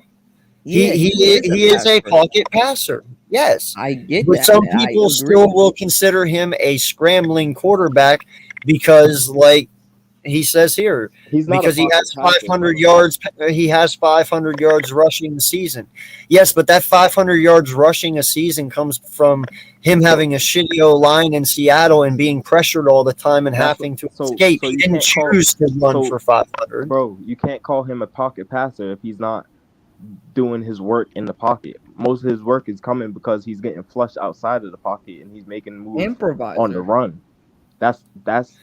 That's an improvising. That's not a pocket pass. A pocket passer is gonna get sacked because or go down or throw the ball away because of the pressure. Russ is gonna get out of that trouble. That's the Yeah, difference yeah, between a yeah, pocket yeah. passer and improvising like a Aaron Rodgers who could be a pocket passer, but when flushed out the pocket can make those moves on the run. Yeah, but that's the thing though. That's the thing though. When Russ is not pressured though, he's always constantly in the pocket. That is my point. He chooses to be in the pocket. It's only when he's pressured that he rolls out, but he still throws the ball when he rolls out. He doesn't choose to run. He chooses to throw. He's just buying himself time to make that throw. That's not a scrambling quarterback. You have to gain yards to be a scrambling quarterback. The only time he gains yards is when he's running to get away. I mean, but at the same time, I think you're describing a statue. You could be a pocket passer and not be a statue. Joe Burrow is a pocket passer, but he could take off if he has to. That don't mean that you can't improvise because you're a pocket passer. Like you can be both. I can be a great pocket passer, and then when the play breaks down, I can take off and look downfield, extend the play. I feel like you can be both. Yeah, but although you could be both, what would you label the guy as? I mean, Who, Joe Russ? Burrow is a pocket Russell passer. Wilson is an I think Russell. Right now, I would consider him more of a thrower than a runner. I agree right now, but But he's been that way the last 6 or 7 years, though. Only the first 3 or 4 years of his career was he that runner. But that's because his arm was still in development. I consider Justin Hubert the pocket passer, but Justin Hubert could take the fuck off on you if you Okay, pocket break it down. when we're labeling quarterbacks, we're labeling them as their most dominant trait. Like a Brett Favre, he's known as a gunslinger because that was his mentality. That's what he showed on the. You know what I'm saying? That's who he was. Exactly. Yes. So Brady, pocket passer. Like, what are you labeling Russ? Like, although he could be a pocket passer, although he could be versatile. You know what I'm saying? What are you labeling him as? You know what I'm saying? As one thing, like that. Like, you know what I'm saying? Like Dan Marino, what was he known as? You know what I'm saying? Then that's the ultimate question: is Russ's strength his legs or his arm? In my opinion, it's his arm. I feel like he built the respect to be a pocket passer. Like, Me too. It's like Steve Young. Steve Young could run, but you remember Steve Young for all the shit he did for San Fran winning the Super Bowl. Steve Young can throw from the pocket. He's not just taking off. Like I feel like this is a compliment to Russ that he came in like that, but now he can do everything. Okay, am I just using the words wrong here for you, East Coast? Should I be using running quarterbacks compared to scrambling quarterbacks? Would a running quarterback be a better label for Vic and Boots and them? I feel like they used the perfect word, improvising. Hold on, let me answer you real quick, bro. I don't even know who I'm. Is it Sports Summer? Yeah, Sports with Coma. Oh, okay. Sports with a comma. Okay. So, like how you brought up Steve Young, he could be a pocket passer. Like, I understand these things, but what was Steve Young known as? Like when defenses had the game plan for him, they wasn't just game planning for him being a pocket passer. That's what I'm saying. Like, he wasn't. That wasn't his label. You know what I'm saying? Steve Young wasn't labeled a pocket passer because he was versatile with his legs. So that's what I'm saying. Like. But did that take away from it like that? You're just naming dynamic quarterback. What you look at John Elway as? But that's what I'm saying. But just labeling Steve Young as a pocket passer, that's under. No, I didn't just label him as a pocket passer. I said they can do both, and they were great at both. But okay, I'm saying so then we're both on the we same can't boat. at the end of the day we both right. What was Steve Young's main strength though? That's what I'm getting at. Like which was his arm? Russell Wilson's comfortability is to escape the pocket and make plays happen with his feet. So he has that run first mentality. but what Yes, we forgetting but is that's Russell but you Wilson. say that he makes plays with his feet, but ultimately making plays with his feet ends up with an Yeah, he extended developed throw. that. He But developed that, what we but it forget, what we started with forgetting. running, and he added But an listen, element to his game. So but that's what listen, made him but look what like we a forget. complete passing But listen, quarterback and a pocket what passer. But we he's more but of a what runner in his head. He wants to take that's off not true. and do these That's not crazy true. things with his arm and make plays happen on his feet That's and not true. improvise. Well, that's not true. What people forget is Seattle had a terrible offensive line for about 5 years. He had no choice. He had no choice. If you watch Seattle the past five, they was ranked at near the bottom in offensive line for the past 5 years. That like he had no choice but to take off when he had to and improvise. Either like any quarterback would tell you, Aaron Rodgers would tell you, if I could sit back there all day, look pretty, go to my progressions and let it fly, I couldn't. He don't want to run.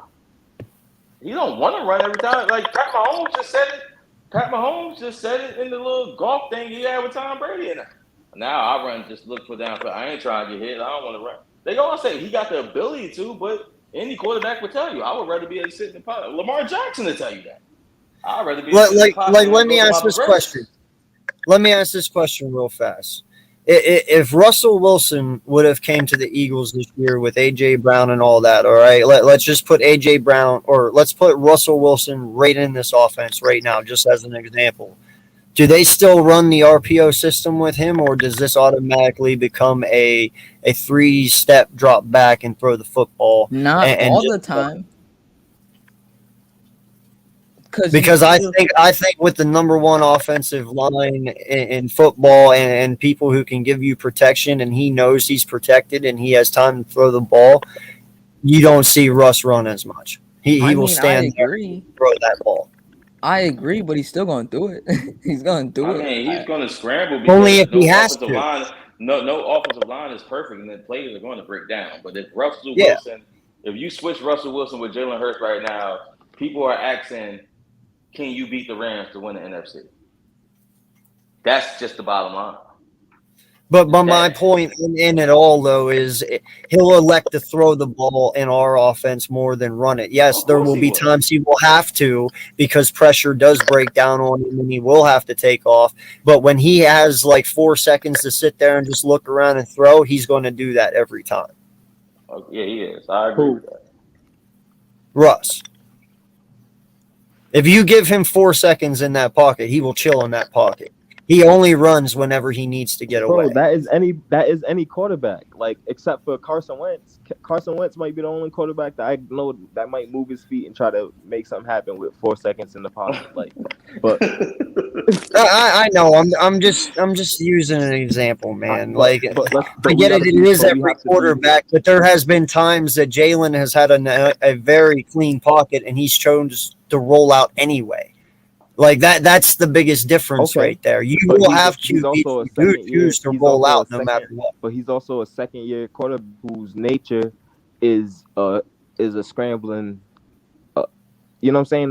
That he's a scrambling quarterback. That's his nature. So you gotta kind of grow with him. You know what I'm saying? Yeah, but that's every scrambling quarterback. That would also go with Vic. That would also go with Lamar. There's sometimes they could stand in there. There's sometimes they could stand in there and throw the ball, but you know what? They look down and see a nice freaking hole sitting right in front of them, and they know how dynamic they are with their legs. They just choose to run. So then, what are we Russell Wilson then? What are we really debating then? I just told you. Everybody, we basically saying the same thing. I just said because it's like you splitting apples with oranges. It's just like a guy can be like in today's NFL, a guy can be a pocket passer, but have the ability to escape and extend a play or scramble for 10 yards if you have to. Are we all Eagles fans in here? No. No, just Coma. He's the Dallas fan. Who's a Dallas fan? Coma. I am. Ah, shit. How old are you, bro? He's down to earth Cowboy fan though. He's not. How old are you? Crazy. I'm 35, bro. About to be 36 next month. All right, no, because I always ask Dallas fans, like, you know what I'm saying? I'm not one of them. I know what you're about to say. My father was a Cowboys fan. I watched every Super Bowl, all three Super Bowls, and I grew up. My whole house was a Cowboys fan. I'm not one of them. I'm a I real Cowboys fan. I Like respect I'm it not one though. of them. I can tell you what the first play was when we played the Steelers as an 8-year-old kid. Like I'm not one of them.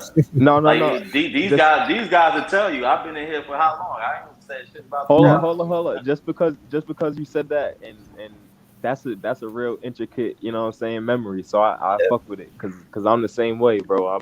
I'm like, yo, I can name plays from games, and you know what I'm saying. Like that's how deep I get with it. But Fourth and I'm an Eagles 26. Let's fan. get it. No, I, it's just that's what makes that conversation let me interesting, ask to let me, me ask man, this because Cowboy fan. everybody classifies Hold, quarterbacks a different hold on, way. So I I think got a that's what question. makes it I fascinating. got a question for the Yeah. Cowboy fan, because Yeah. it's gonna be the truth. Because every time I talk to Eagles fans about this, it's always some mixed emotions. But let me ask a Dallas Cowboys fan, right? All right, bro, you listening? Yeah, hey, All right. So when we won the Super Bowl, right, and Nick Foles was our quarterback, do you think we had a better chance of winning another one within another 3 seasons or however long with Nick Foles or Carson Wentz? Like, who do you think we should have rolled with?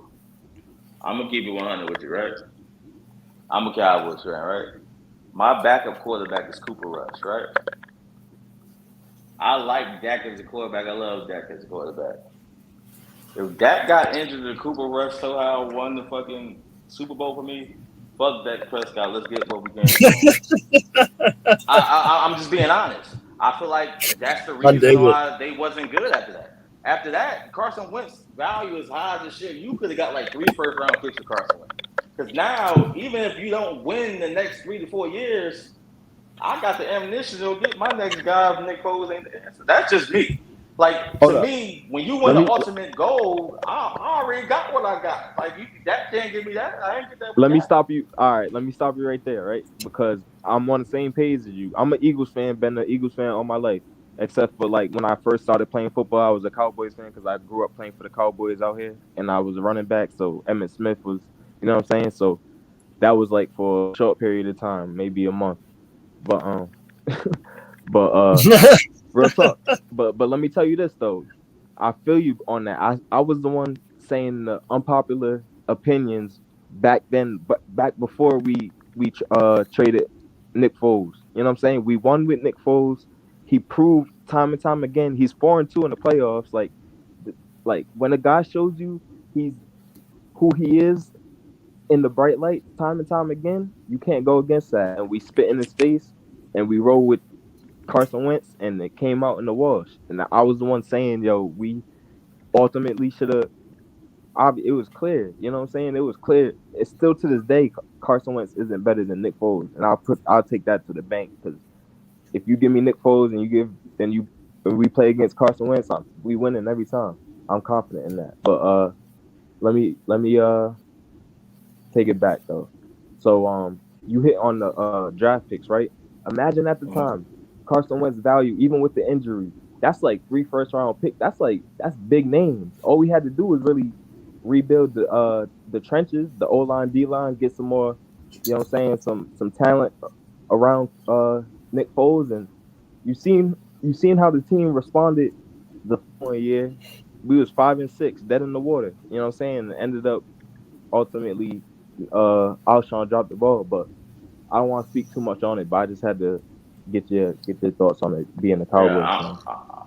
I'm always team winning. I don't care. See, look, before anybody, like that's why I don't get on here. AK knows that I get on here. You don't hear me campaigning for Dak. I don't campaign for Zigga. I'm a Cowboys fan. Whoever gets the Yep. job done gets the job done. I'm not a Mike McCarthy fan. I'm not none of these guys. Whoever, if we win the Super Bowl, you my guy. I don't give a fuck what happens. I Hold don't up. care if But 40 how would got. you feel? But how would you feel if I don't know if you followed the whole Nick Foles story, how we shipped him out, and he was a good player from the start. You know what I'm saying? He was a good quarterback. You know what I'm saying? He was very competent. Like we almost beat the fucking Saints in the wild card in 2013, like 27-2. Like he had accolades. So how would you feel if that situation happened to you and that Dallas spit in your quarterback's face, who just won you their first Super Bowl and was the MVP and went toe to toe with the greatest and had some crazy plays in that game, 4th and fucking 3. He's getting pressure in his face. He got to roll out to the left, and you know what I'm saying? Like, I can name plays on plays, and that guy showed up. And then the following year, he made more plays. Like, how would you feel if an organization didn't see that, but you could see that as a fan? I feel like there's no excuse for giving up on the guy that won you the ultimate prize. That's what we ended for. I don't care what I would have had to do, what trade scenarios. If you want me that ultimate prize, in my head, it might be wrong. You deserve at least in the next couple of years to show me, damn, we fucked up. That's just my opinion. You deserved in that couple of years because we got a ring with you. So you bought your time to be like, all right, Nick, we tried. Thanks for the ring, but we're gonna move on. You know what I'm saying? That's just my opinion. I would do that. I don't care how talented Carson Wentz was. I'm flipping you to the highest bidder, and I'm putting that talent on my team to rock with the quarterback I'm rocking with, or get another quarterback and wait. I personally don't even think Wentz wins that Super Bowl that year if he starts. I don't think no, like I'm gonna tell you this right now, man. I've never really actually touched on this subject because I wasn't on YouTube back then, and I've never really spoke about it because I don't like talking about it. But since you brought it up, we're gonna do it. First off, I never believed Foles should have been off this team when he was first here. After the year he went 27-2. And then he comes out and then he injures his shoulder or his collarbone and we ship him off. I think we did him wrong that first time anyway. But then when you come back and, you've been through the Rams and, you go to Kansas City and you contemplate retirement and then you come back to Philly and you ultimately do something that no man has ever done before, you got to get your accolades, your pats on your backs, and your props for that. And I honestly thought as soon as he won that, the first thing that went through my mind was, wow, Wentz is fucked. Because I was like, there's no way you can come back from that. I mean, you're MVP of the Super Bowl. You win the Super Bowl. You did something spectacular for Philly, and next thing you know, he's gone. It definitely had me scratching my head. But we still gave Wentz the benefit of the doubt, right? Because that following season, we beat Atlanta in the opener, and then we lose to Tampa Bay, and Nick Foles didn't play that good. And then Carson Wentz comes back week 3, and then we beat the Colts. And then ultimately that led into so Carson Wentz had his chance to prove himself. You know what I'm saying? And then you just can't let a 5-6 team, and then he takes you to the playoffs, beats the number one. Like, no one thought that we would fucking make it to the playoffs to begin with. And then no one thought that we would beat the number one fucking defense in fucking Soldier Field. And then no one thought that we had a chance to go to fucking New Orleans and come out with at least a fighting chance. You know what I'm saying? We should have beaten them, to be honest. No, and I get it, man. I get it, but I don't understand like how people don't see that, like Max Kellerman. Well, and this is exactly what I'm going to tell you, bro. They chose the Ferrari over the Cadillac. All right, in all honesty, because what they saw was Wentz in 2017, and they were truly sitting there saying, "Man, if we can just get that back, if there's some hope in some way that Ferrari's engine did not blow up, we're set." And they looked at Nick Foles and his age, and he was a veteran quarterback, but can we continue to have the success with him? But the fact was that Foles was the one that was the coachable one. Wentz was not. If you wanted success, you would have went with Foles because Foles followed instructions. He listened to the coaches and he worked with them. A great scheme fit. But he produced, that's the thing. Yes, he produced, but he produced because he listened. But Wentz thought he was bigger than everyone else, and he thought he knew everything, and he his didn't arm need talent. to You coach. gotta you gotta give him his credit as an NFL quarterback. He was making plays on that field. It's more than Oh, him for just. sure, yeah. He was making audibles. He was calling shots. He was the one that said Philly, Philly. Like it's more than him just listening. I hate that narrative because it's bigger than. No. When I say that, man, I mean he's coachable. Yeah, he's a great scheme fit. Like he just sits there and he takes it all in. Absolutely. Like and why he pulled that, and dude, that Super Bowl when he did the Philly thing, man, that's just connection. That's just being one with everyone. That's how deep we were in it. It was a brotherhood. Like I said last night, teams that win Super Bowls, man, it's not about one player anymore. It's about everyone. It's about connecting. It's about a brotherhood. Like, are you going to die for that guy next to you? When I say that's what wins. I don't when know. I say scheme I'll fit, never I get mean over it, bro. I'll never get over it, bro. When Foles, whenever he had a whole season, right? And he was supposed to step up after that year. We won the Super Bowl, right? Of course, when Wentz got hurt, Foles clicked from day one, right?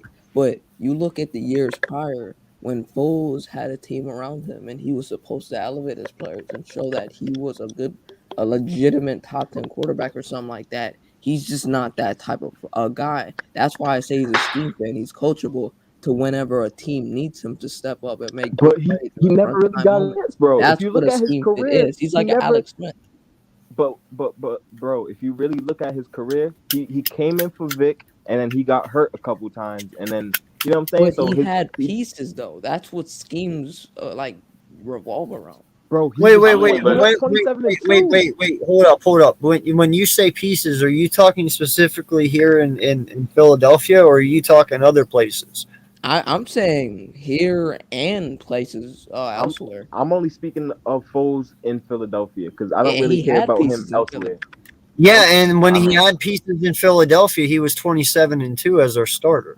And we went to the playoffs. And we went to the playoffs. But he didn't elevate the What are you receivers bro? and players. What are you talking about, bro? Nick Foles was the reason that Can I- season can I- was so awesome. No, he's Can I a say- great can I say something? scheme fit. The guy can make plays in good situations. Of course, he had 7 touchdowns and things like that. But are you really going to trust him to make crunch time plays like a A-Rod? He already did it, Slay. Bro, I don't think he's that type of guy. Like he can prove it. Like he did it in the Super Bowl. But bro, let's he's be done real, it that was numerous more times. team. The Texans game when we was If the down. Go ahead. Hold on. Go ahead, plays. Coma. I want to hear. Go ahead, Coma. I hate that term. Me personally, as a football fan, I hate that term of elevating the talent around you. Right? I feel like that's such a overused term because outside of a couple of quarterbacks, who name me a quarterback in the game who really elevates everybody around them, man. Aaron Rodgers, Tom Brady, Joe Donovan Burrow. McNabb elevated the team around him. But He didn't listen have to what a he great said, bro. Hey, bro, listen to what he just said. He said Aaron Rodgers, Tom Brady. Justin Right? Herbert, he Those- elevates his players. Justin Herbert don't elevate nobody. They ain't been to the Deshaun playoffs. What he Watson elevates elevated? his players. Nah, now you're just throwing out anybody. Come Well, on. listen, Well, I first mean, of all, how when I doesn't say Watson elevate, when I elevate his say players? listen, when I say elevate, Deshaun Watson threw for almost 5,000 yards. And he went 4-12. That's not elevating nobody. When you talking about But when we say comes elevate the with talent team. around you, that means. And secondly, you can't use Watson. He didn't play last year. Let's just But leave that this one. comes with the team. Listen, No this one's is gonna hold do up. good Let if me their just say team this is real quick. completely Elevating depleted. your team is Foles defined it. The definition of taking a 5-6 team and turning them into a fucking a formidable playoff team. Taking a team that lost their potential MVP quarterback and turning them into Super Bowl winners. That is elevating and galvanizing. But if the team was worse, does he still win that Super Bowl? No. That's what elevating means. Bro, do you not understand But what I who's just doing? said? Who? Listen, but like I wanna know. You just named Brady and Aaron Rodgers, two of the goats. What other quarterback is elevating their team without talent? without the talent I around him mean, right now. if you're saying without talent, then No, it's that's a what you said. handful of I don't quarterbacks feel that like. can do that. And you But I said don't think Foles is that type of guy. But listen, you said he's in a perfect system and he got pieces around him. What quarterback is not in a good system without pieces around him that's elevating people around him? I want to hear it. I mean, Well, Watson okay, elevated okay, players real quick, on offense that people Would didn't know about. we be throwing? Now it hasn't been proven yet, but because of the Chiefs losing Tyreek Hill, do we throw Pat Mahomes in this conversation at this point? And I'm gonna tell you why you can't throw Pat Mahomes in that situation. They Okay. were a playoff team before Pat Mahomes with Alex Smith. They were a playoff team. Patrick Mahomes' talent was the icing on the cake. They were a playoff team before Patrick Mahomes. Yeah, they could just never get over the hump. Yeah, they could never get over the hump. That was Andy Reid knock. He could never get over the hump. I'm talking about name me a quarterback in the last 10 years who don't have a good coaching scheme or talent who elevated his team. But listen, are you saying getting to the playoffs or elevating players in terms of their play? Bro, you could say Pat Mahomes because clearly when he came in, he was the difference maker. He was a piece to the puzzle. Listen. I look for me, y'all might look at it different. If you're a playoff team already, and you're like the Rams were a playoff team, Matthew Stafford got them over the hump. You got us over the hump. You didn't elevate. Elevating. No, I'm talking. Well, okay. How about Joe Burrow then? You could say Joe Burrow, but listen, homeboy Stafford, there was a playoff team. They didn't win it. He got there and they elevated to a Super Bowl winner. That's elevation is different. Look, we're talking about a team. Now you're moving the goalposts, but now no, I'm not. He said scheme, winning like games.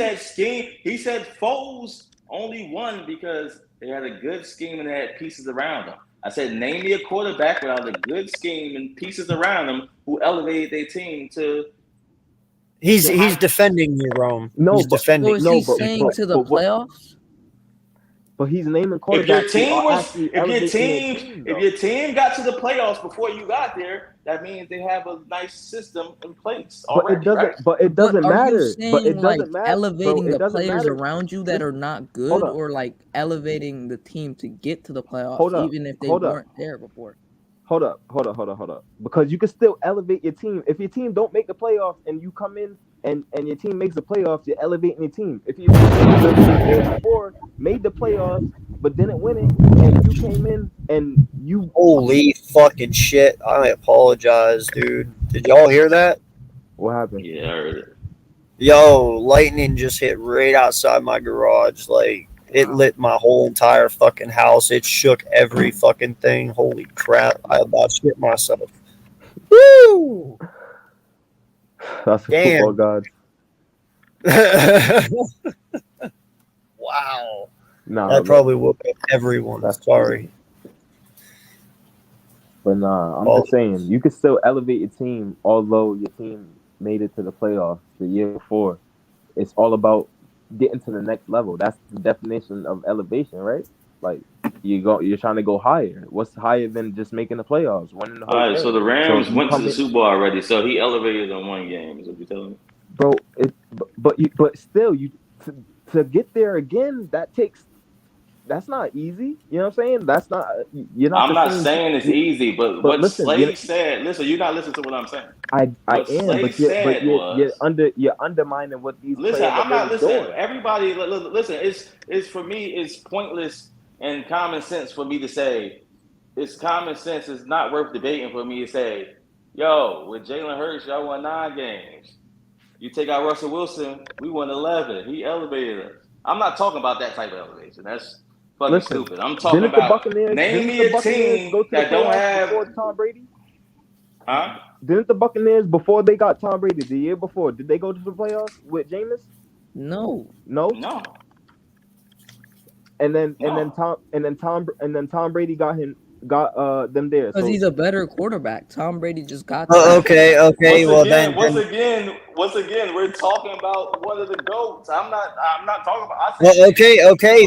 Then in that term, Joe Burrow works And because Watson works too, because The Watson Bengals were elevates not the in the players. playoffs the year before that, and then Joe Burrow got them to the Super Bowl this past year. AK, So therefore, Joe Burrow works. I'm not denying anything you said, right? But here's Yeah. what it is. Even with the Bengals, did they not have Joe Mixon? Did they not have Kyler Boyd, who had 2 straight 1,000-yard seasons? Did they not have T. I got Higgins? Did one. they not just draft But Jamar you Chase? said I'm talking about weapons. My point was, Slay said, without a good scheme and pieces, okay. I like guess you. folks when they did it. I'm talking about name me a quarterback without a good scheme and pieces. You said, damn, wow, you dragged them to wow. So name me one in the past 10 years. Deshaun Watson. But why They are just we went even 4 and talking about 12. if they But didn't you have said like you're what are we really saying talking about? elevating players, meaning he made them better. Who he Bro, made better in that you 4 and 12 season? I get that they went 4-12, but you can't deny the fact that their You know defense who? was Do you terrible and he made players around him. Okay, but therefore, do you know who his number 1 wide receiver was in that 4 and 12 season? Brandon Cooks. Go look at Brandon Cook's numbers and talk to me later. Cooks is good, but what did he have around him? You Kiki just said Cooks is Stills, he good. made him. Will Fuller, he Who? made him. Who made Kenny Stills? Kenny Stills got made by Watson even more. He made him better. Okay, all right, okay. I'm sorry, bro. Kenny Stills. All right, listen, guys. Listen, I really want to continue doing this, and maybe I'll throw a live up tomorrow where we can continue this conversation. But I got to get to sleep, man. It is 1:35 in the morning here. All right, man. Good talk, man. But no, I definitely love the energy and the talk. Like I said, that's what makes it awesome because everyone has a different opinion and outlook on things. You know, I'm always down to hear them. So, yeah. But no, I do appreciate you guys a lot. Thank you. No Facts, doubt. bro. You have a great night, AK. I'm gonna rock with y'all.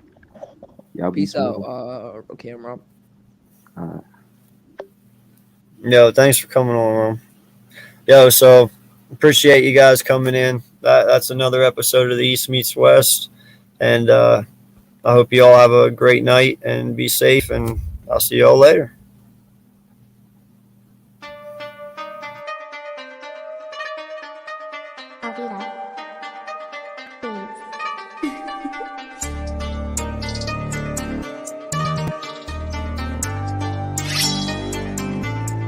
Monk.